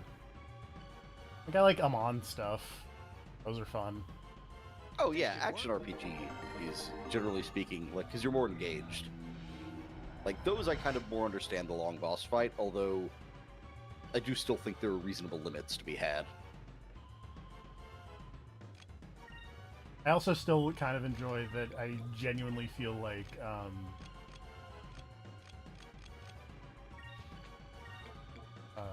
what's his name? Oh, Samoa Joe is like a harder boss fight than the Amon fight in Pirate Yakuza.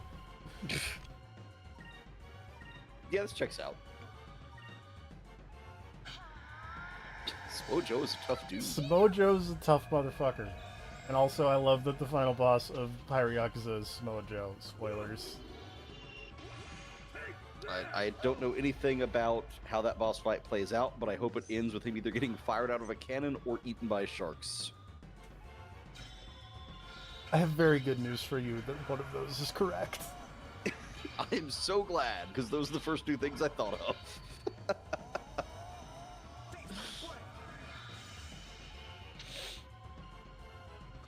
Let's try this.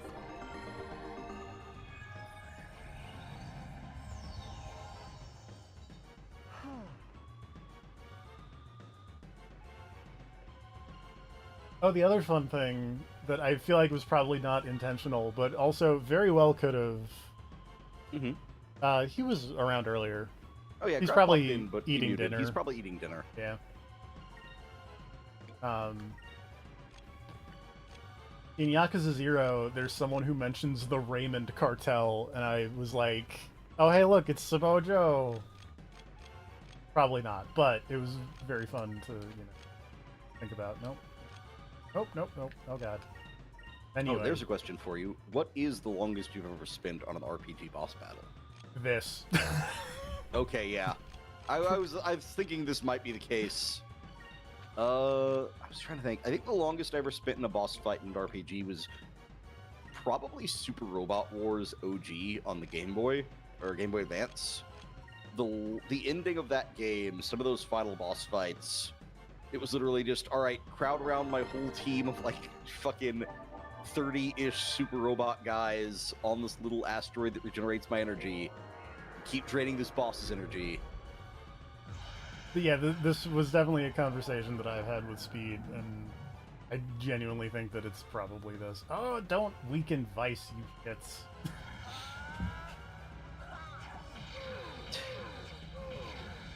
I like that every time I look back, Ica is still just on the ground.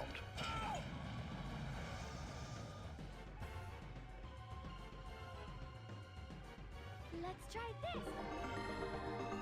God, how did he only take like 40 damage? Because Vice got debuffed. I was like, oh, this guy will be dead soon. Nope.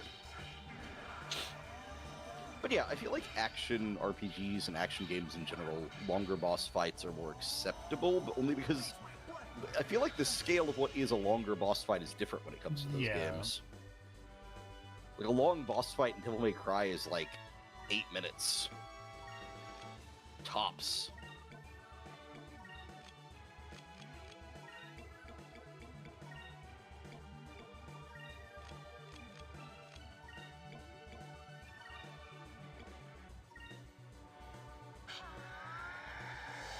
Delta Shield.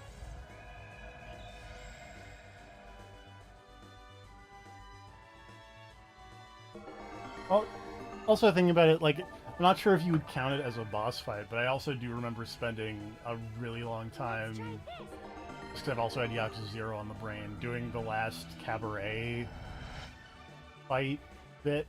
Oh yeah, I think that counts. It's a different, what do you call it? Different battle system. Yeah. But it's still a battle. Because the last guy fucking cheats. And it's annoying as hell. This should work.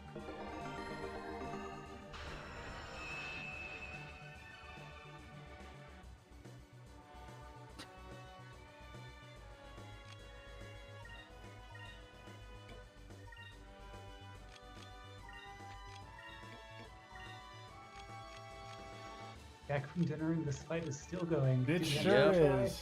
Did you have to retry, or is it just that No, long? it's Nope, just this this is- long. Been wailing on these guys the whole time. And also discussing very long RPG boss fights, the pros and cons thereof, and what the longest boss fights we've been through are. Yeah, I think cons, yes. Pros, no. Yeah, it's kind of where I fall on it. And again, I think I've told this story, but it's the Persona 3 boss just because it kept charming my guys and they kept full healing in. Oh yeah, no, yeah. Hell, we might have actually had this conversation before here in this stream, probably while you were fighting these guys Probably. in a previous episode. No, I think that was during a different game. I've definitely brought that story up before in that Yeah. context. Because But, I never played, the weird versions of FF12 or whatever that had like the actual intentionally long bosses. Yeah, see, that's the thing I was talking about. Is I've always hated that idea of like we intentionally made this boss take forever.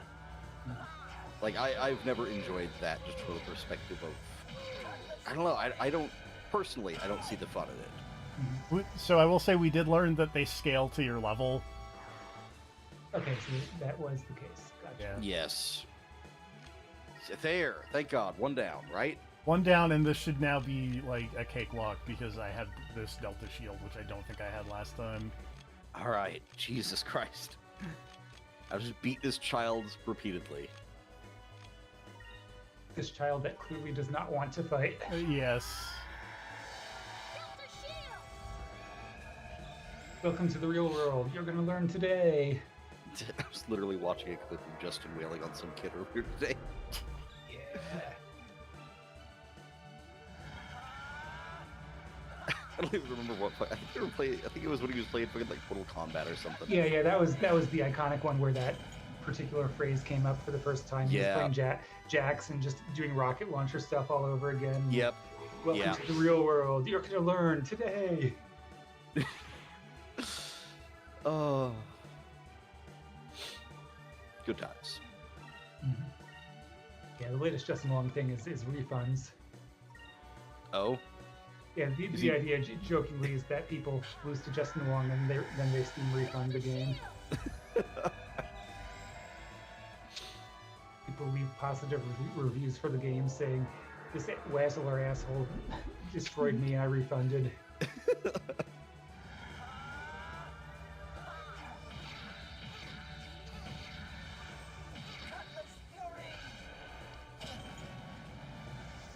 Man. When you're done with the Skies of Arcadia, a significant portion of your stream time will have been dedicated to these guys. You're not wrong. Which also, these are like the first people in that like bounty hunting side thing, Mhm. I think, which is Yeah, I can't wait to see what everyone else is like, huh? crazy. I remember there being some lady that you fight multiple times, but I might be remembering wrong. Again, it's been a long time since I played this game. Delta Shield! That is to say, an optional black pirate lady, not like story boss.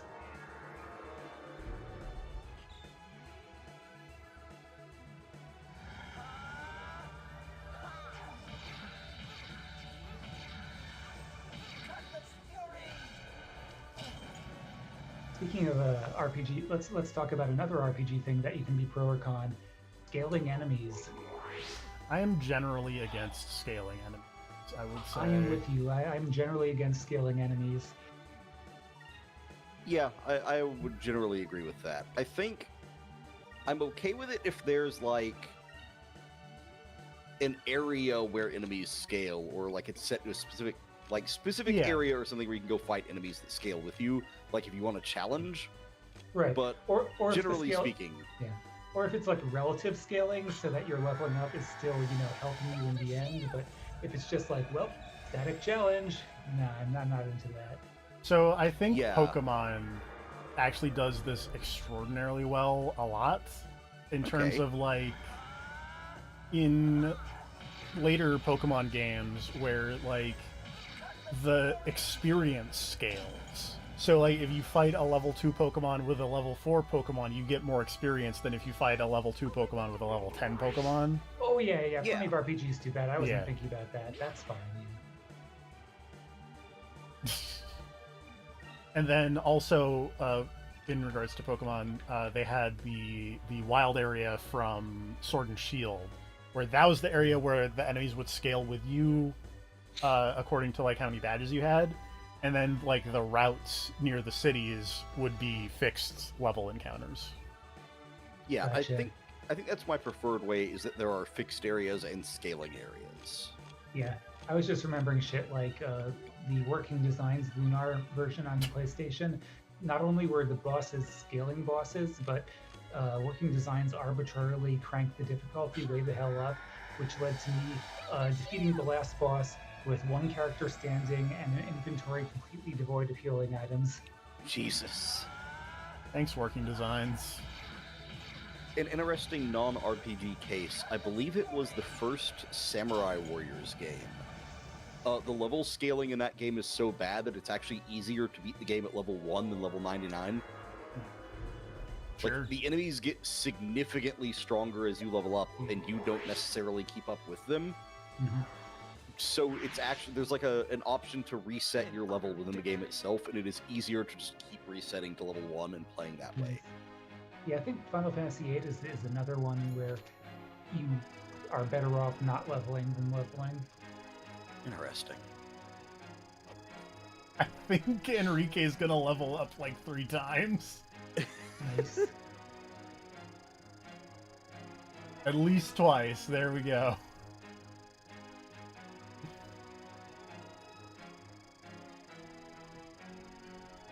Everyone's gonna level up twice.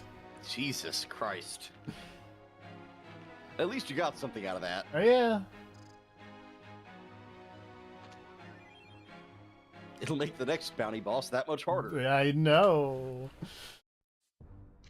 I do like in MMOs and MMO likes such as PSO and PSO2, where they have, you know, either increased difficulty levels, Diablo style, or just straight up, yeah, you can fight the old guys at higher levels if you want to, you know, see that cool boss again. You don't have to have a low level character to do it.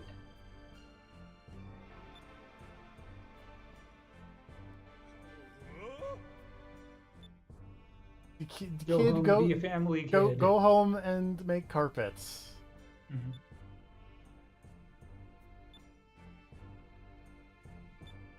Go make carpets, kid. Yeah.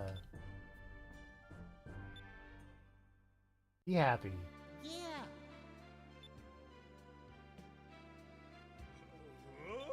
Go learn about textiles. Yeah.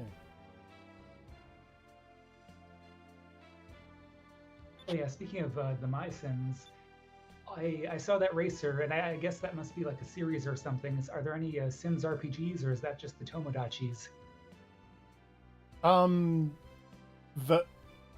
The herbs is actually kind of the Sims RPG. Kind of. The Sims in the city? Yes. Do you go into the subway and fight rats? No. But you can tickle Will.I.Am. All right, that sounds like RPG combat to me.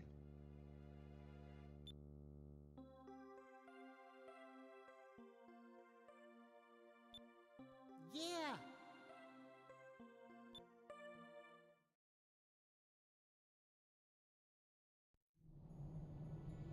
Yay.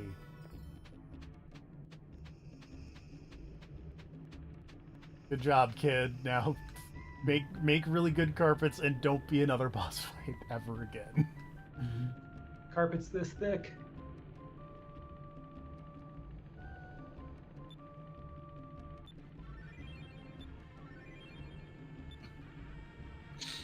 My Sims, better or worse than Alex Kidd? It's hard to be worse than Alex Kidd. In terms of a thing they just stapled the genres onto.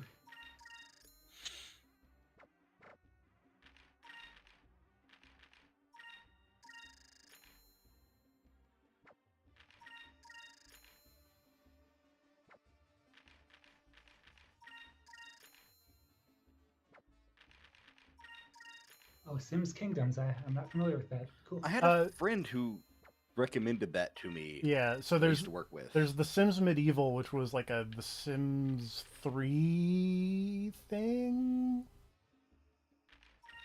I think, and then there's My Sims Kingdom, which is the SeaWorld of My Sims. I think we're talking about The Sims Medieval here. Mhm. The answer is Q, and the answer is also Tactica.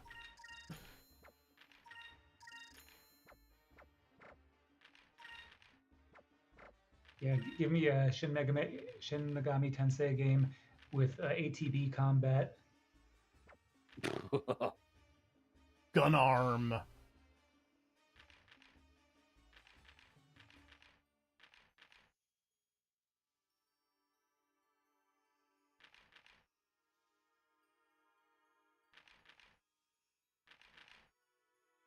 Loose Cannon Le Pen.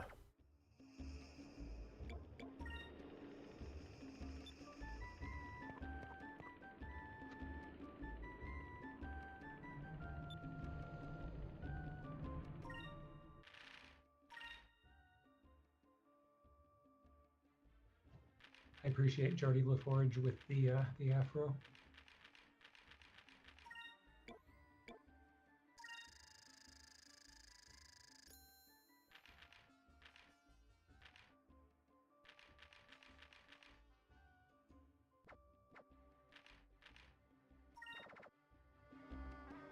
Oops, no.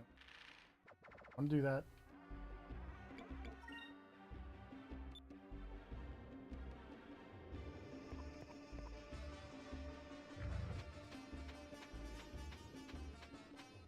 Okay.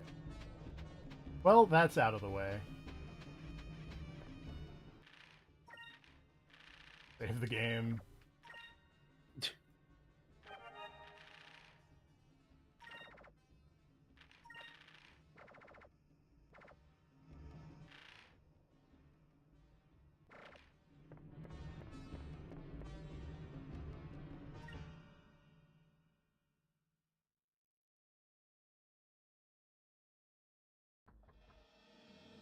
Alright, let's see if we can't go find us not Japan. I think is like down here is what they said. Or actually, wait. How close are we to? See if we can't find the doctor. Everybody loves a good not Japan.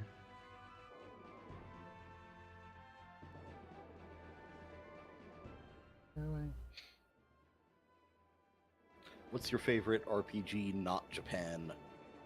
The one that was coming to mind for me was Tales of Vesperia has a just random like hot springs place that you can go to late game that's makes no sense, but there's probably some others I'm not thinking of. See, I was thinking just the classic Wutai from FF7.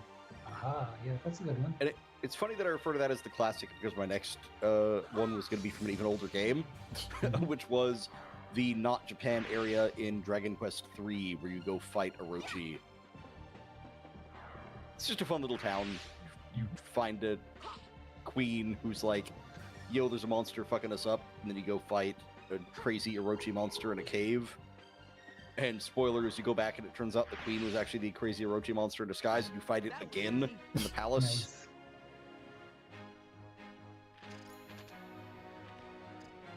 And then It's like switch you my fuck up the colors weird but I didn't. Orochi, and then you go back to the palace, and the queen is injured, and it's like, hey, what? And the queen is like, fuck you guys. Turns into a giant dragon again. Yeah. It's a good time.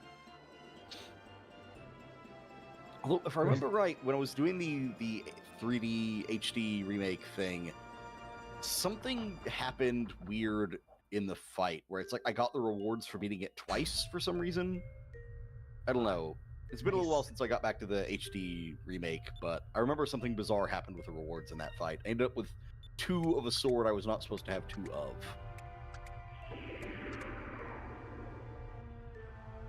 Feed that bird a moonfish. Is that bird gonna like change shape or something at some point? I assume so.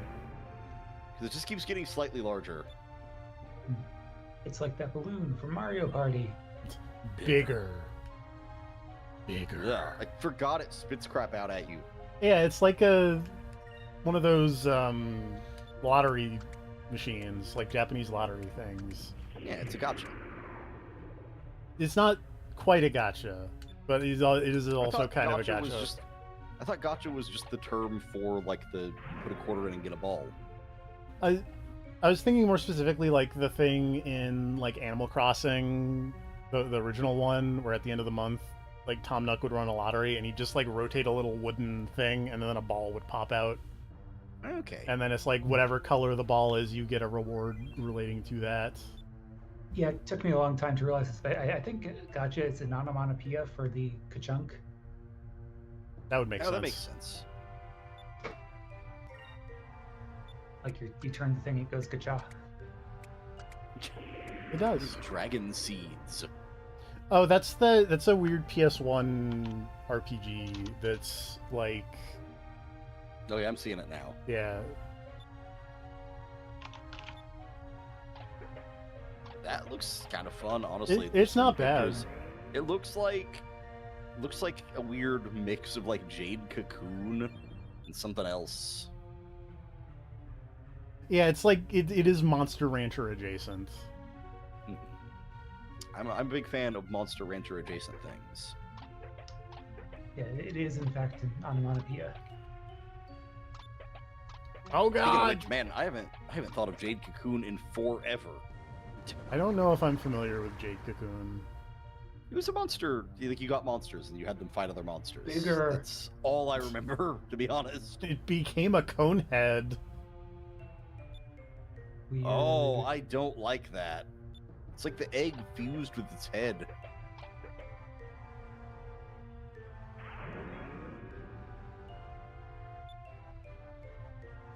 You need to feed this thing a lot more fish so it stops looking this way. Oh wait, is his head curved? I think so. Oh, it's like a chocolate chip. It's got like a tail. Okay, it's like Majin Buu. Yeah. Okay, that makes it better. I thought it was just pointing to me. Yeah, that angle, or was it was originally at, I agree, looked like a cone head, It was like you said. an unflattering angle.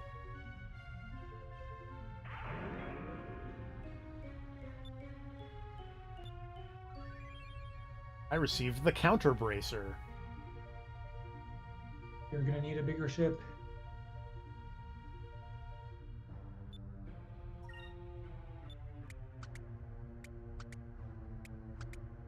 This was a discussion earlier, unfortunately, and I did not have an answer. Are there good Morbius comics? If there are, I've never read. Wait, hold on. Do you mean comics about Morbius or comics that feature Morbius?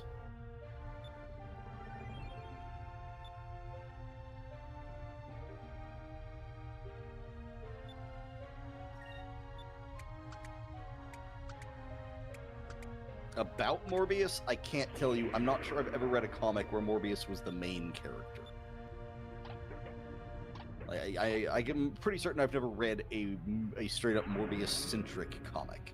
He has featured in other comics that are kind of entertaining, though. Most notably, the one I'm thinking of is the Franken Castle story arc, where Frank Castle, the Punisher, was killed by Wolverine's son and chopped up into pieces and thrown off a building. And when he landed on the street, a bunch of monsters pulled his body parts into the sewer and reassembled him as a giant Frankenstein monster, and then had him go fight a bunch of crazy, like, religious zealot Templars for them. Morbius was living with the other monsters in the sewer. Is that the one where, like, Deadpool has to heist something from Elsa Bloodstone? No, that's Okay. a Thunderbolts arc. Because I believe that was the arc where the Punisher was on the Thunderbolts with, like, Deadpool and I think Flash Thompson, Agent Venom was on there too. Because I think they had a whole deal where, like, while Deadpool was trying to heist Elsa Bloodstone, the Venom, Flash Thompson, and Punisher went to Valhalla to get magic weapons, and to distract them, Valkyrie and Flash Thompson hooked up, and while they were doing that, Punisher snuck into the armory and stole a bunch of crazy magic weapons. and then they bailed. Makes sense. It was a very weird time because for the time, like Venom and Valkyrie were in a relationship, and it was the whole thing. And then I think that was the story arc where they were trying to fight Doctor Strange when Doctor Strange went rogue. Yeah, Which, and it hold has on. the really good picture with. Okay, I was pretty sure you'd seen that picture, but if not, I was gonna immediately rush to and find and post that picture of Doctor Strange in his underwear, looking haggard and just casting spells, with a caption of like Doctor Strange has gone rogue. Yes, that truly that is the Doctor Freak who licks toes, and I forget the thing.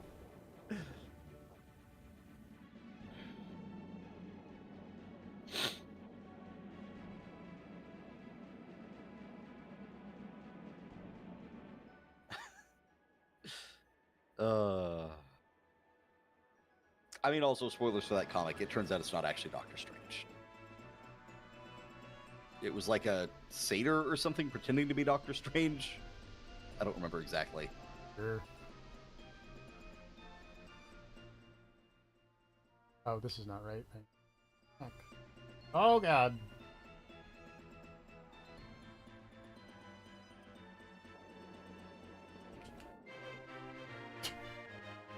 I found a house.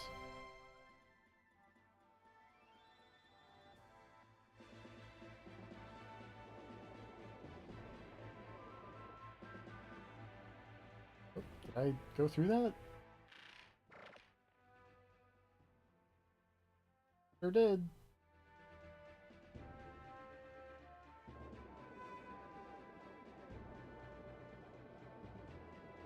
I think this is where I'm supposed to go.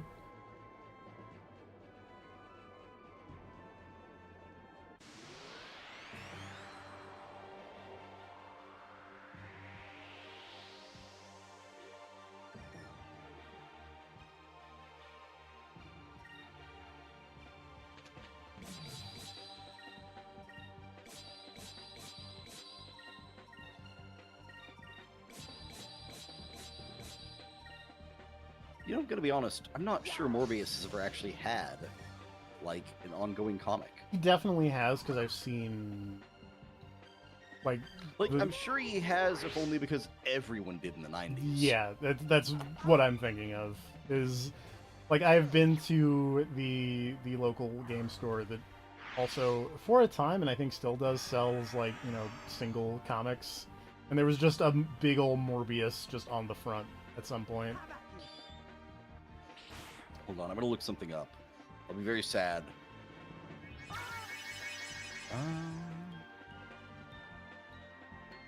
Okay, apparently Morbius did appear during the recent Marvel Universe got taken over by vampires event. I was gonna say, if he got left out of that, I would just feel bad for him. That's where, because I know Mr. Speed Slasher is a big Marvel Rivals person, and they had like one of the crazy vampires in the vampire event. Yeah, Bloodstorm 1. Yeah, he was there. The Nazi clone of Dracula. Yes. Comic books. Who had a sick design. 1 second. Oh.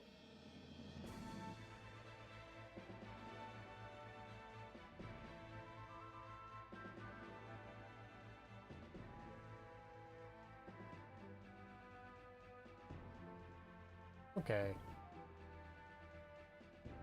Sorry about that. No, that's fine. Welcome back. Yep. I did not know that Speed was a big Marvel Rivals guy. Oh, there's a big butthole in the clouds. Yeah, that checks out.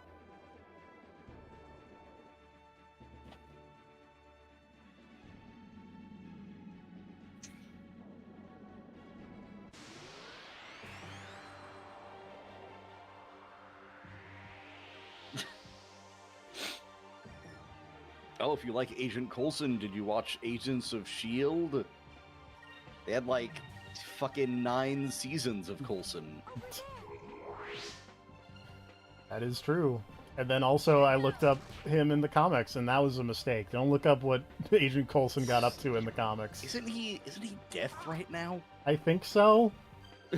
Yeah. He also was Very very silly. he also was very evil at one point.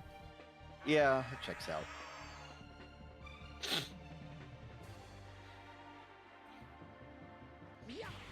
Okay, look, I'm gonna be honest with you. I think everyone has been evil in the comics. That's true. I legitimately can't think of someone who has not had an evil period. You know, even Gwenpool had an evil period, and she hasn't even been around that long. That's true.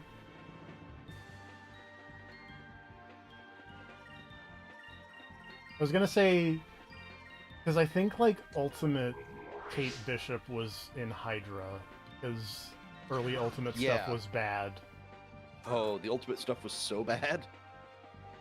and then apparently it's really- good now, which is insane. So, the new Ultimate Universe is not the same Ultimate Universe. Okay. It is, so the original Ultimate Universe had incel Reed Richards, who got Yes. really butthurt after Sue Storm dumped him and became a villain. He survived when the Ultimate Universe got destroyed, and then through a bunch of nonsense that happened, he, like, found an alternate universe that was just like the Marvel Universe, snuck in using, like, dimensional travel and time travel and stuff, got there early, and then fucked with the universe to put himself in charge and prevent a bunch of the heroes from getting their powers, and then, like, established a dictatorship and control over the whole world, and then that's the new Ultimate Universe. It's like it's evil Reed Richards trying to make his perfect world and kind of fucking it up. And then the new Eh. Ultimate Universe is people fighting back against that. As Reed Richards tends to do. Yes. Remember that time that Reed Richards built a machine that allowed interdimensional travel so we could go talk to all of the other Reed Richards who developed interdimensional travel? Yes. And they formed a council of Reeds, I and they were was all like, aware of oh this. man, everyone high five, it's all great here. And then Reed was like, yeah, this is awesome. So how are all your guys' families doing? And they're like, oh, we all got rid of our families because they were a distraction from science. And then Reed was like, I need to go. Yeah, I remember. I watched too much of that old Iron Man cartoon. I loved that show. The intro where Tony Stark is just hammering his suit, shirtless, with the mullet. It's great. Also, the Mandarin is there and he's green? That show had Fin Fang Foom in it, had MODOK in it. I love Fin Fang Foom. Fin Fang Foom is pretty great. Although, I recently looked up a clip from that show and I was very confused because it's like Fin Fang Foom talking to the Mandarin. And the Mandarin's like, hey, I need you to go kill Iron Man for me. And Fin Fang Foom is like, alright, cool. But in order for me to do this, you have to pay me. And as payment, I will take these 2 animatronic robot dragons that you built. Because they remind me of when other dragons are around for me to hang out with. And I just want friends. Aww. And then he takes the 2 robot dragons and is like, alright, let's go kill Iron Man. But yes, there's a very funny bit in that old Iron Man cartoon where they keep going to, like, bad CG every time he puts his suit on. And there's, like, he glows with electricity and then the suit just, like, zaps onto him. But that's also how, because like, that whole show was to sell toys. So, like, every episode he gets into a situation where he's like, I need my submersible suit or whatever. And then he glows and then, like, teleports new versions of the armor onto him. Where it's like, this one is the underwater suit, this one is the stealth suit, this one punches, that kind of thing. Which, to be fair, it worked. If any of the stores around me when I was a kid had those toys, I would have bought them.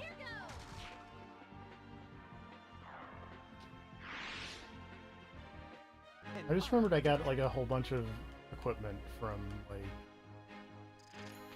Moonfish Bird. Oh yeah, you should probably see if any of that's any good. I should probably see if some of that's pretty good. To be fair, a lot of it's probably kind of outdated at this point, but...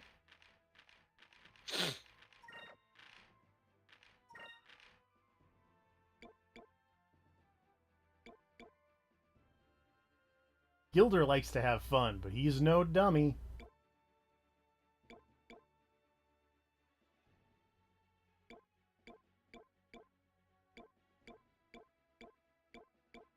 Hold on, when did the Morbius movie come out? Is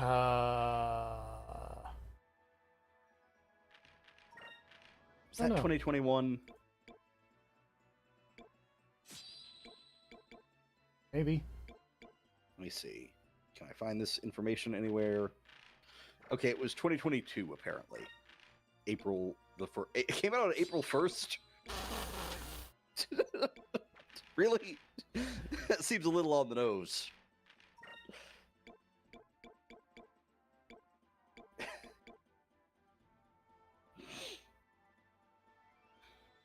I was curious because I was looking up Morbius comics and found out that there were 2 different Morbius comics that came out in 2021. And I was like, were they trying to get people into Morbius because of the movie? The answer is probably yes. Because apparently shooting for the movie was done in 2019, and then it came out in like 2022.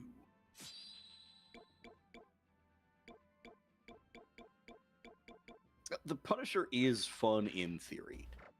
The problem is I feel like the character has gotten really muddled over time as different writers got their hands on him. Also, there's the whole real life politics thing, which doesn't help. Oh, absolutely. The Punisher has a lot of really terrible fans. But, like, the problem is when the Punisher was created, the idea of a guy with a bunch of military gear just shooting places up was, like, outlandish. And now it's less so.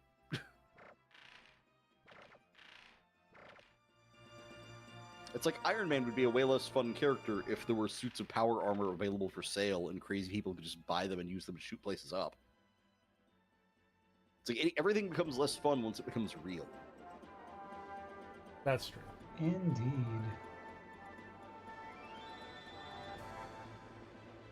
But yeah, the Punisher is a good character when used properly. That said, speaking of the new Ultimate Universe, I actually really like what they did with the Punisher there. It's actually very smart. Which is, in the new Ultimate Universe, the Punisher was a vigilante who did his whole shooting up criminals thing back in, like, you know, the post-Vietnam era. Then died because he's a normal human being and time passed. But the Punisher's logo was then taken and adopted by the neo-Nazi organization run by the Red Skull, whose logo is a big red Punisher logo. It's like, that's actually a really smart way to handle this.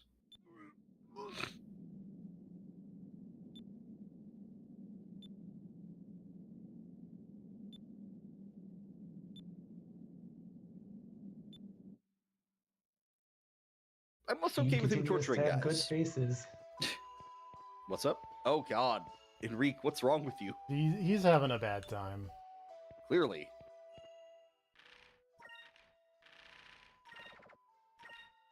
What is that? Scraw. Yeah. But yeah, I am less okay with Punisher torturing guys. Although that PS2 port Punisher game is very good. That's true. I feel like the best version of the Punisher is from the incredibly edgy Punisher Max comic line. Which, while those comics are kind of terrible, the version of the Punisher in them is pretty good. I was gonna say Those comics are, like, both terrible and also pretty good. So, you know. my favorite version of the Punisher is the one from The Runaways, where that one little girl punches him so hard that his internal monologue starts groaning. Yes. It's fucking Molly Hayes from The Runaways, I believe it is. Yeah.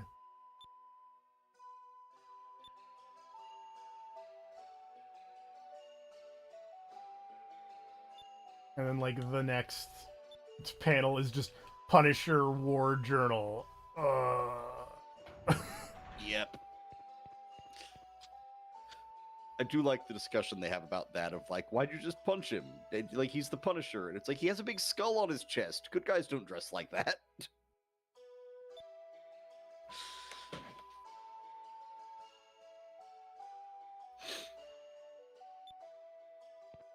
There's a very funny running joke of, like, edgy badass characters just not being able to deal with Molly. Like, there was a panel I saw recently where, like, Wolverine is doing something and he's, like, angry, and Molly Hayes just, like, throws him over her shoulder like a sack of potatoes. and then just casually talks to someone. Sure. Because Wolverine is small.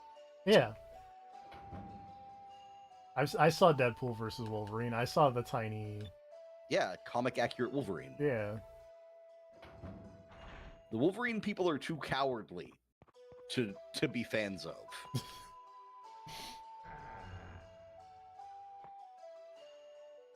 Also, Punisher versus Archie is alright, but it's nothing compared to Predator versus Archie. Oh yeah, I've not seen it yet, but I do know that you were keen on the Predator, Hunter of Hunters, I think is the name of it. Killer of Killers. Killer but of Killers, yes. yeah. It is good. I think it is sub Prey in my favorite Predator movie list, but because it's essentially, we'll call it like 4 animated shorts, kind of like a little anthology thing. The second one of the bunch is far and away the best one. The one that is Ghost of Tsushima versus Predator is the best one by a mile. Yeah.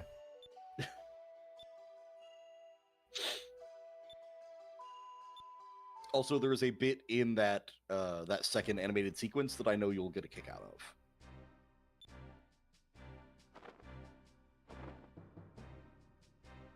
The first one is also okay. Like, the first one is good. The second one is great. The third one is probably the weak point, and then the fourth sequence is pretty good.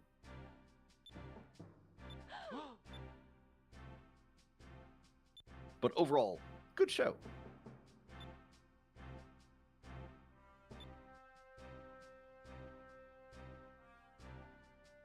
Waluigi here is very drunk.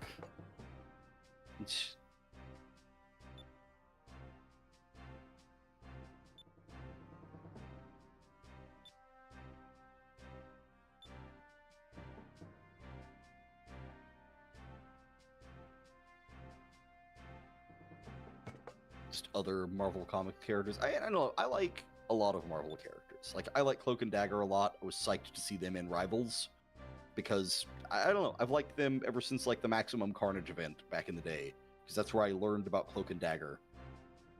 Like, I learned about them from that SNES game, and then was like, yeah, these guys are cool. Same with Firestar. I like Firestar. Firestar gets a bad rap because of that old Spider-Man animated show.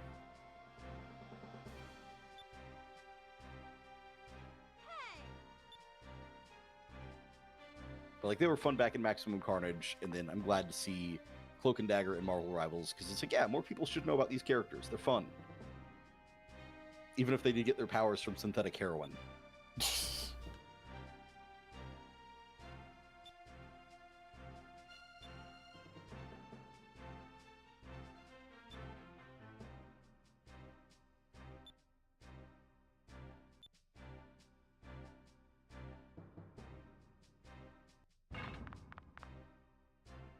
Oh, hi Vina.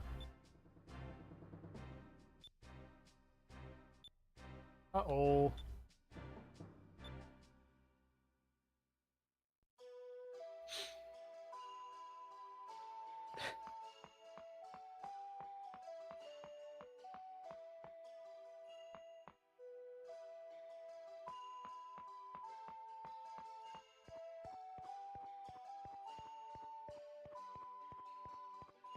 Seems like there's something over here.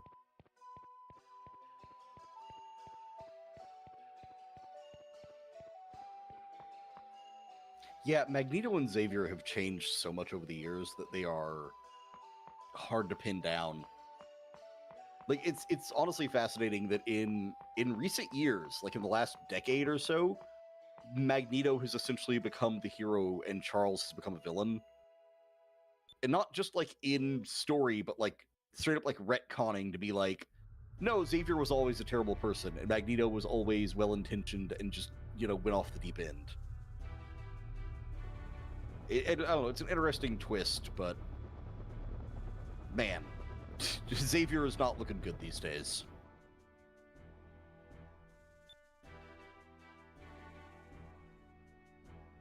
Yeah, no, Magneto having the turn to being a hero is, like, it makes sense and it fits, but it does feel weird to ever go back and read the old comics and be like, oh, here's the time Magneto EMP'd the entire planet and killed like hundreds of thousands of people. Everyone in life support on a hospital, everyone flying in a plane at the time. He just killed so many people. I mean, if they put Xavier in Rivals, it'll probably be the modern Xavier who will walk again. Especially because, like, Krakoa is in the game. And Krakoa's whole deal was, like, straight up, join our weird mutant cult, we will murder you and then resurrect you as a plant body, and now all of your genetic problems are fixed. So, Xavier, you can walk again, and, like... God, they did a lot of that shit, where it was like, person who has problems with their powers, you no longer have problems with your powers. Look, I will accept them putting him in the chair if they have a story reason where it's like Xavier walks in and then like Ultron punches him in the back and he's like, "Ah, fuck," and then he gets back in the chair.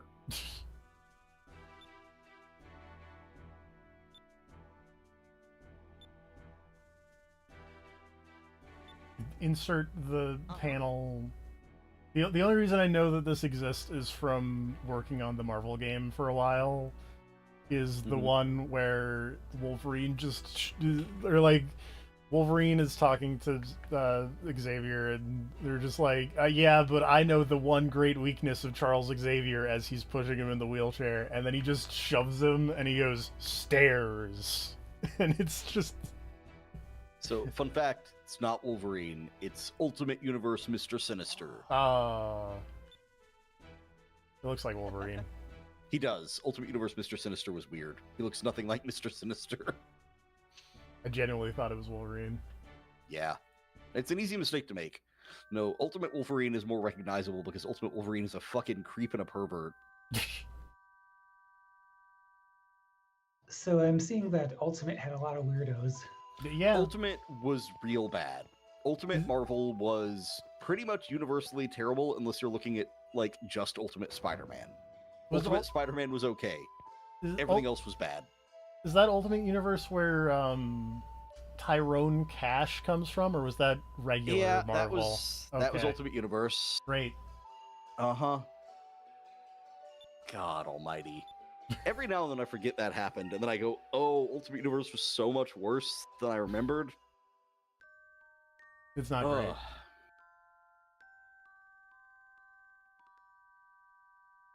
I know what if comic books but bad is saying something? Ultimate Universe was just, what if we cranked up the edginess to like 90%? Higher than normal. Higher than Attitude Era. Yes. There's probably a lot of fair comparisons you could make between Ultimate Marvel and the Attitude Era, to be honest. Honestly, you're not wrong, because I'm just thinking Like, of the there was shitty a lot Captain of America. Yeah, there was that. There was the cannibalism. There was the incest. There was Tony Stark getting his sex tape leaked. I thought the cannibalism and incest was from old man Logan. That's the one. Oh, also there, but also in the Ultimate Universe.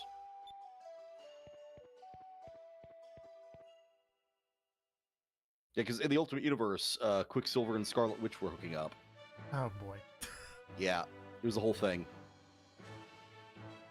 And then they revealed that Scarlet Witch and Quicksilver weren't actually Magneto's kids, they were Wolverine's kids. Because Wolverine snuck into Magneto's house and banged his wife.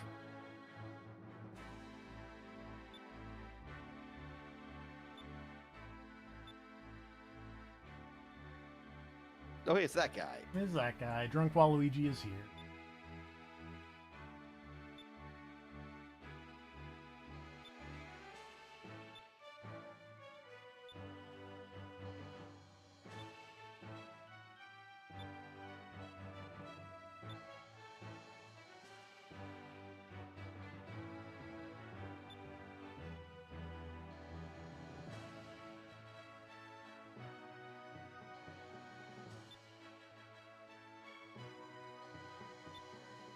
Uh-huh.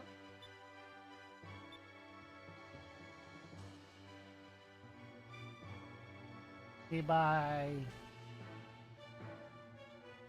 Oh, I assumed that guy was joining the crew. I also thought that guy was joining the crew. I thought that's what I was building up to, but all right, fine.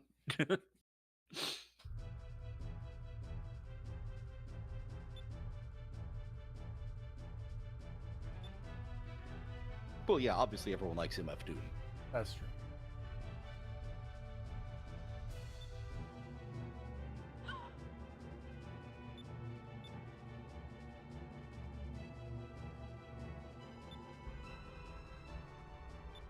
Let's go.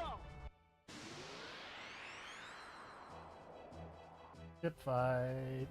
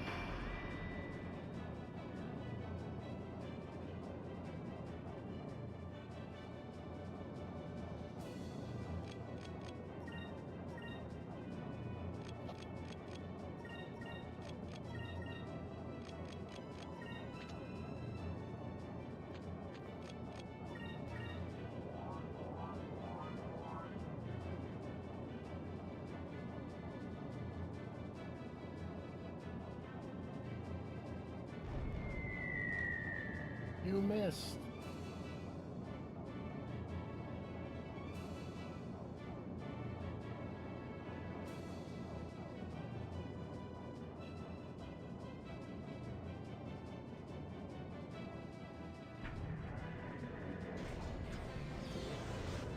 Moonstone cannon, fire!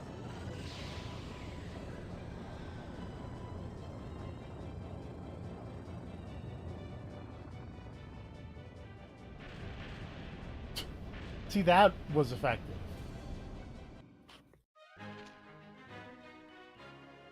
Yeah, that was pretty all right.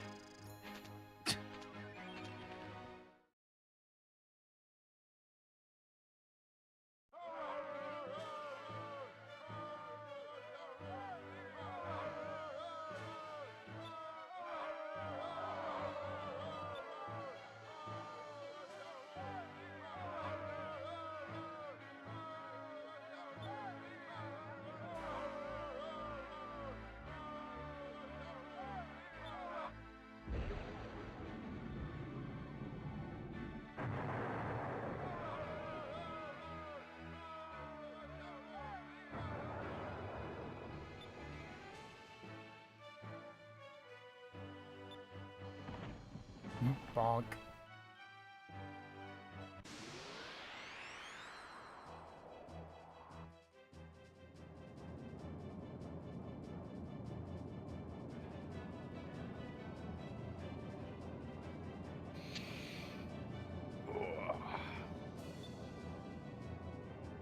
Ouch. Mm.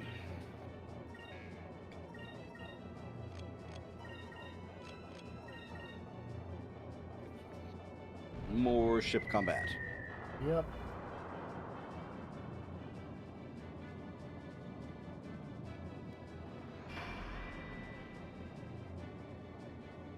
Oh, that guy's got a lot of health. Well, you know, That's his gimmick. and also, you know, I'll have the big camp at some point, I guess. Mm-hmm.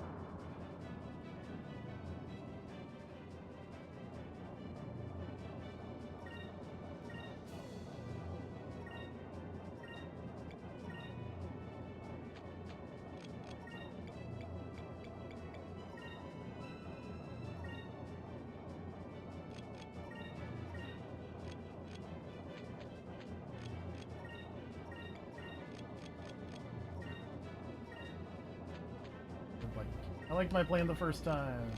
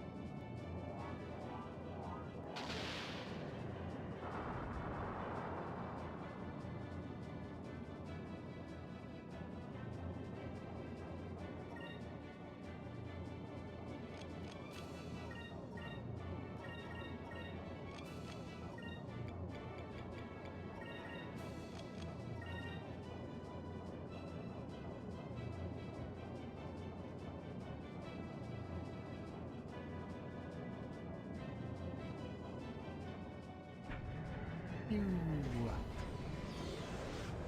Moonstone cannon, fire!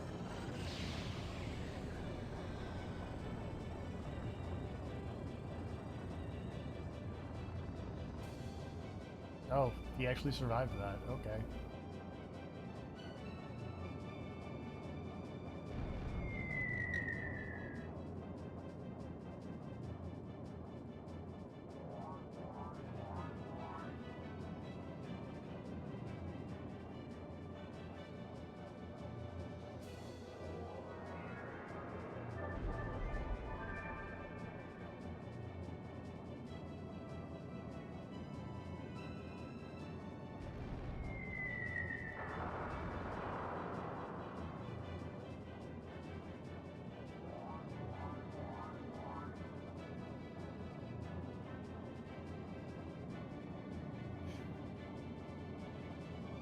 I will say this is something I kind of understand it from a RPG game design perspective.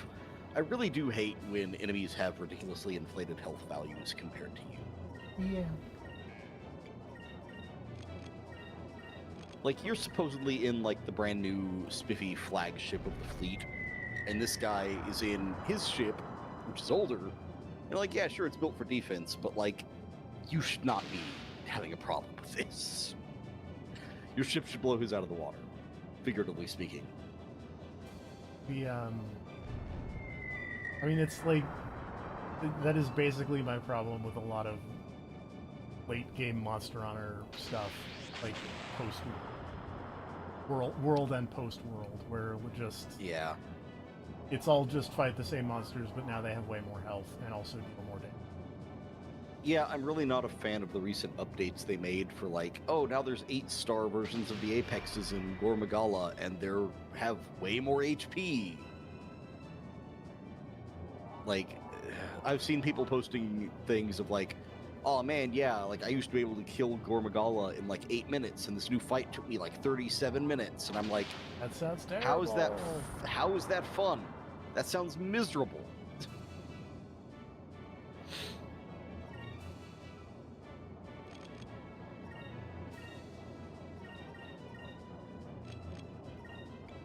It's the reason I never did all of the in-game stuff in World or in Rise.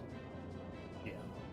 Like, I think the last thing I fought in World was like when they did all the crossover stuff where you got like the Witcher quest and the Final Fantasy Behemoth quest and stuff like that. I think that was the last time I ever touched it. I never went don't back think and I fought, ever like- finished the Behemoth. Yeah, I never Behemoth was beat very it. hard to do if you didn't have 4 people. Yeah, so I never beat it. I think when I tried it with you was the last time I ever played it. Yeah. So I never did that. I never did the Leshen from Witcher thing because again, it's another one where you basically needed a full team to win. The regular Leshen you could do is like there was Yeah, the regular Leshen Leshen was and fine. the It's the ancient ancient one. Leshen. Yeah. Yeah. But what was it? And in Rise, I don't remember what the last thing I fought in Rise was, but I never did like the like pure Magnamalo or whatever, or not Magnamalo, pure Malzeno or whatever it was called. Yeah. I don't think I did either. Wait, there's another one? Yeah, no. That wasn't the flagship? No. This God is damn it. This one's gonna have even more HP.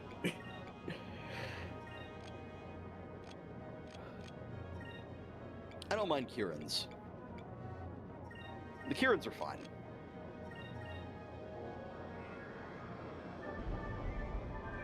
the joke here is that after not playing World for years, Speed and I played Monster Hunter World at one point, and the first thing we did was fight like 2 tempered Kirans. It was just like, oh, okay. How'd that go? We successfully defeated them, but Well, alright then. Yeah. there was a bit of a learning curve of getting back into World after playing a lot of Rise. Yeah, that I understand. I keep thinking about going back to Rise, but I feel like I'd have a really hard time after Wilds.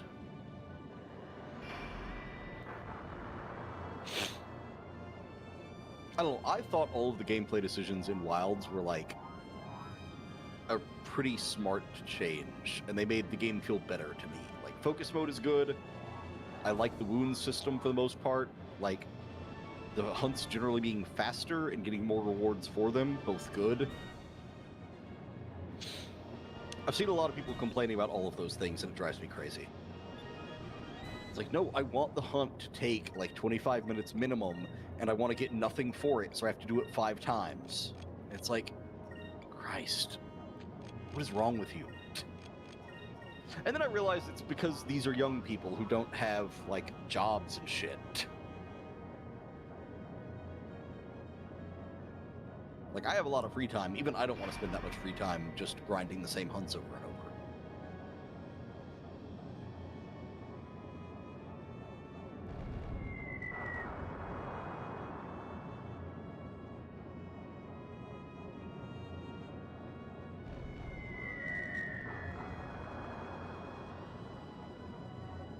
Yeah, this guy doesn't actually have as much HP as I thought he did. Yeah.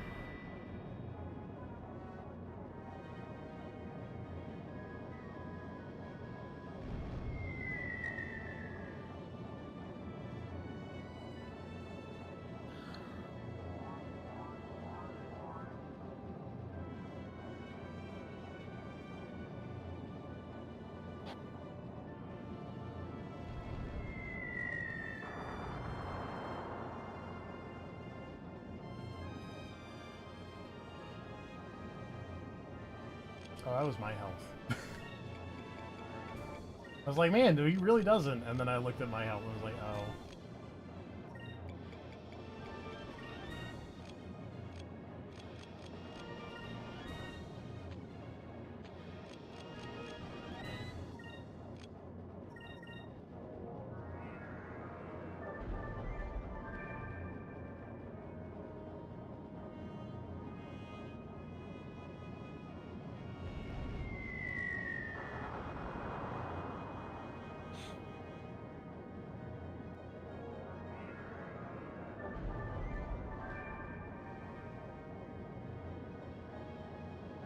But yeah, I want to say in the world Icebreak, like Lifeline, like I know that Rajang was pretty much where I decided that was probably done, but I think the crossover quest was the last thing I actually played.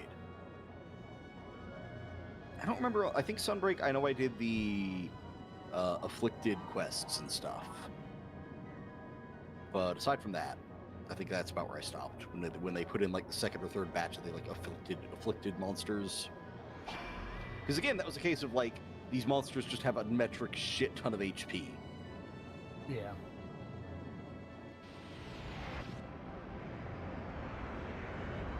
Ow. That said, obviously, I'm going to jump back into Wilds whenever they do another update and add in, what you call it? Lagiacrus. When they add in Lagiacrus.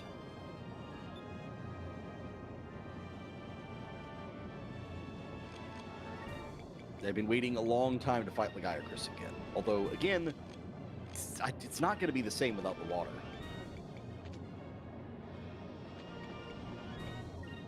Like, I think that's the thing that makes me the saddest, is like, it'll be fun to fight him again, but it's not going to be the same.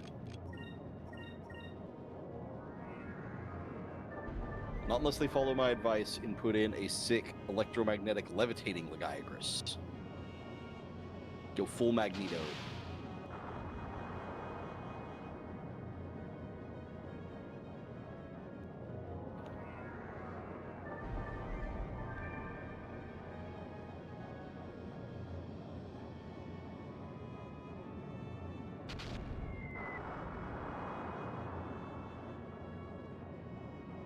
I do wish they'd bring back the underwater combat, to be honest. Like, you played Try back in the day, right? Yeah, Like, did you enjoy the underwater combat or not? I did. Okay.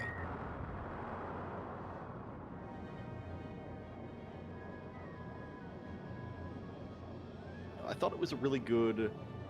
Just generally, like, it made it feel better to fight those underwater monsters, because it really felt like you were in the wrong environment, you know?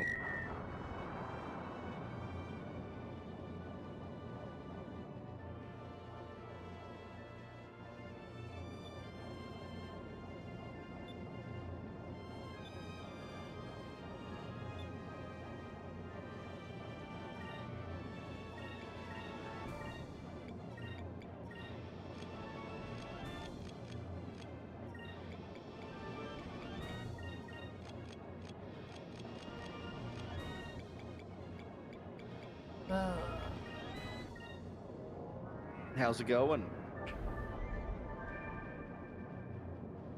I want to be done with this ship fight. It's gonna be a little bit longer.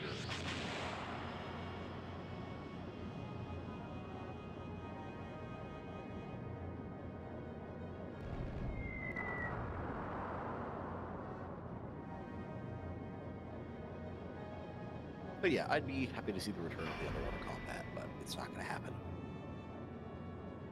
Maybe next game. Or maybe, you know, who knows, maybe the Wilds expansion will be all underwater.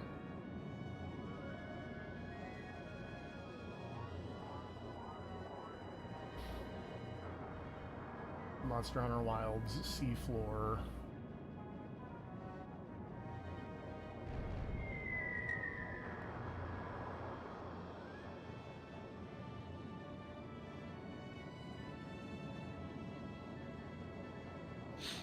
If they do a underwater expansion, they can do like a Subnautica crossover and have you fight one of those big sea serpent thingies. Also, they've got all these cool octopus monsters. Underwater combat would be really fun with those guys.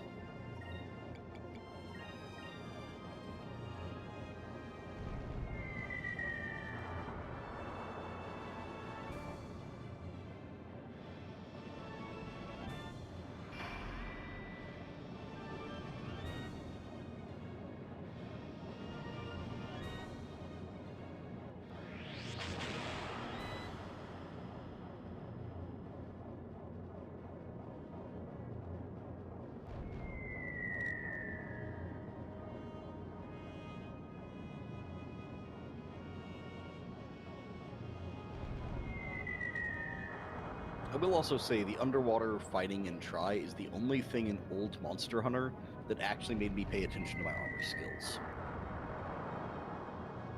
because getting enough points to actually activate armor skills in those old games was so frustrating that I never even bothered. So that's one thing I will give huge props to World for doing, is dramatically simplifying the way armor skills work. I hated the old system.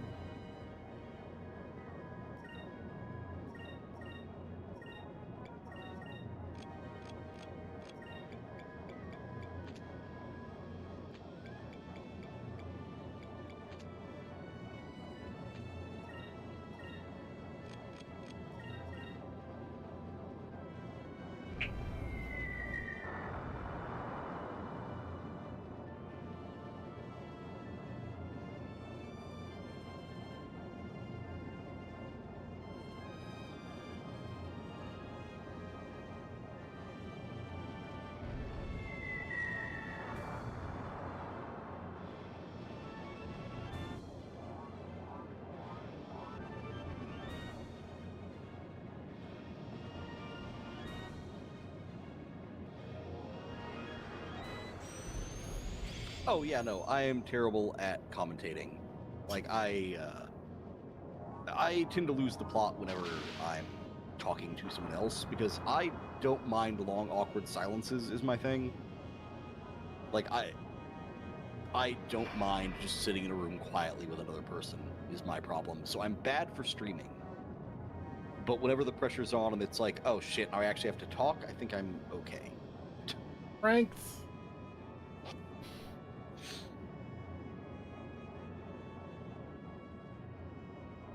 Nice dodge.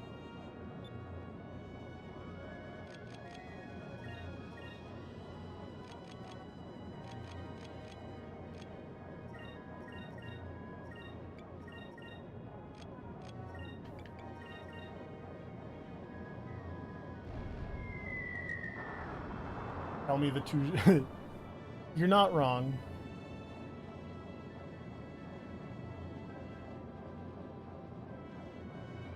Earlier I called it Great Fox.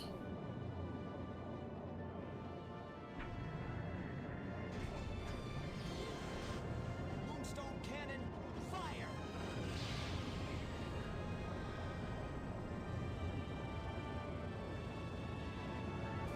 Yeah, I was leaning more towards the Battleship Yamato style, but now that I look at it and with the big dumb super laser in the front, like this looks. Oh god, he's still not dead.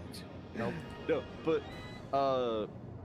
now that I look at it with the big laser in the front, the ship you have looks like the kind of thing they would pull out in like a 2000s era Godzilla movie to fight Godzilla.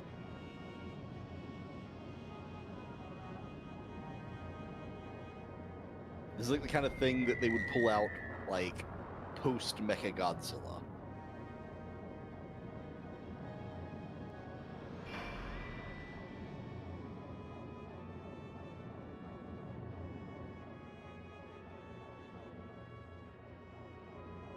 I do appreciate how radically different the design styles between these two ships are, though. They just look like straight up they came from two different games.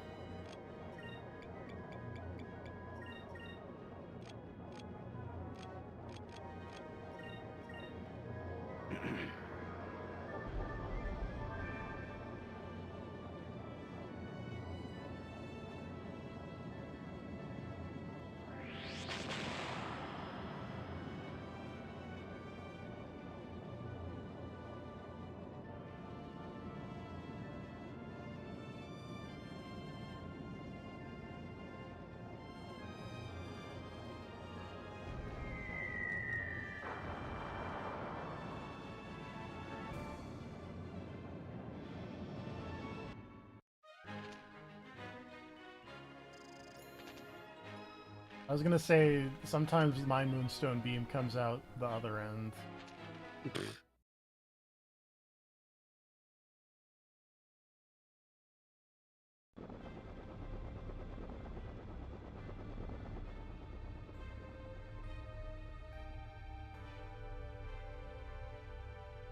I really like the ship combat in this game. I just wish there was a way to speed it up. Yeah.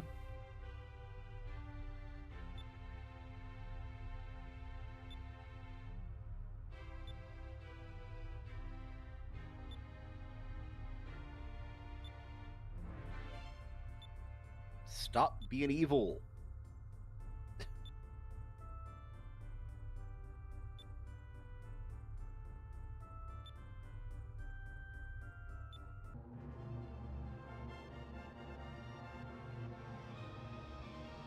Bye.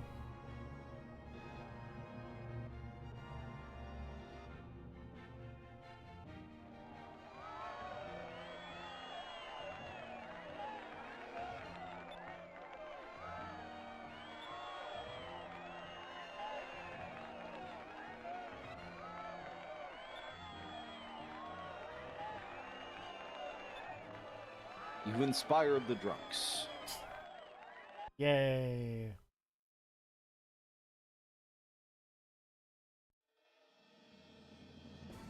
Got to come back and recruit Wild Luigi. Yeah, but I guess I can only do that after I go through the Dark Rift. But that is enough Skies of Arcadia for today. And how glad are you that you discovered you can save from the world map? I'm very glad, but also it did just put me like here. Yeah, Also, right. They just so- loaded you into the island, so it's fine. On that note, I'm probably gonna be out tomorrow. All right. Excuse me. This is next week where We'll see you then. Tuesday I'm getting the mouse infusion. All right. So tomorrow and Wednesday I should be around. So Okay. We'll See see you you then. then. night, everybody. Good night, everybody.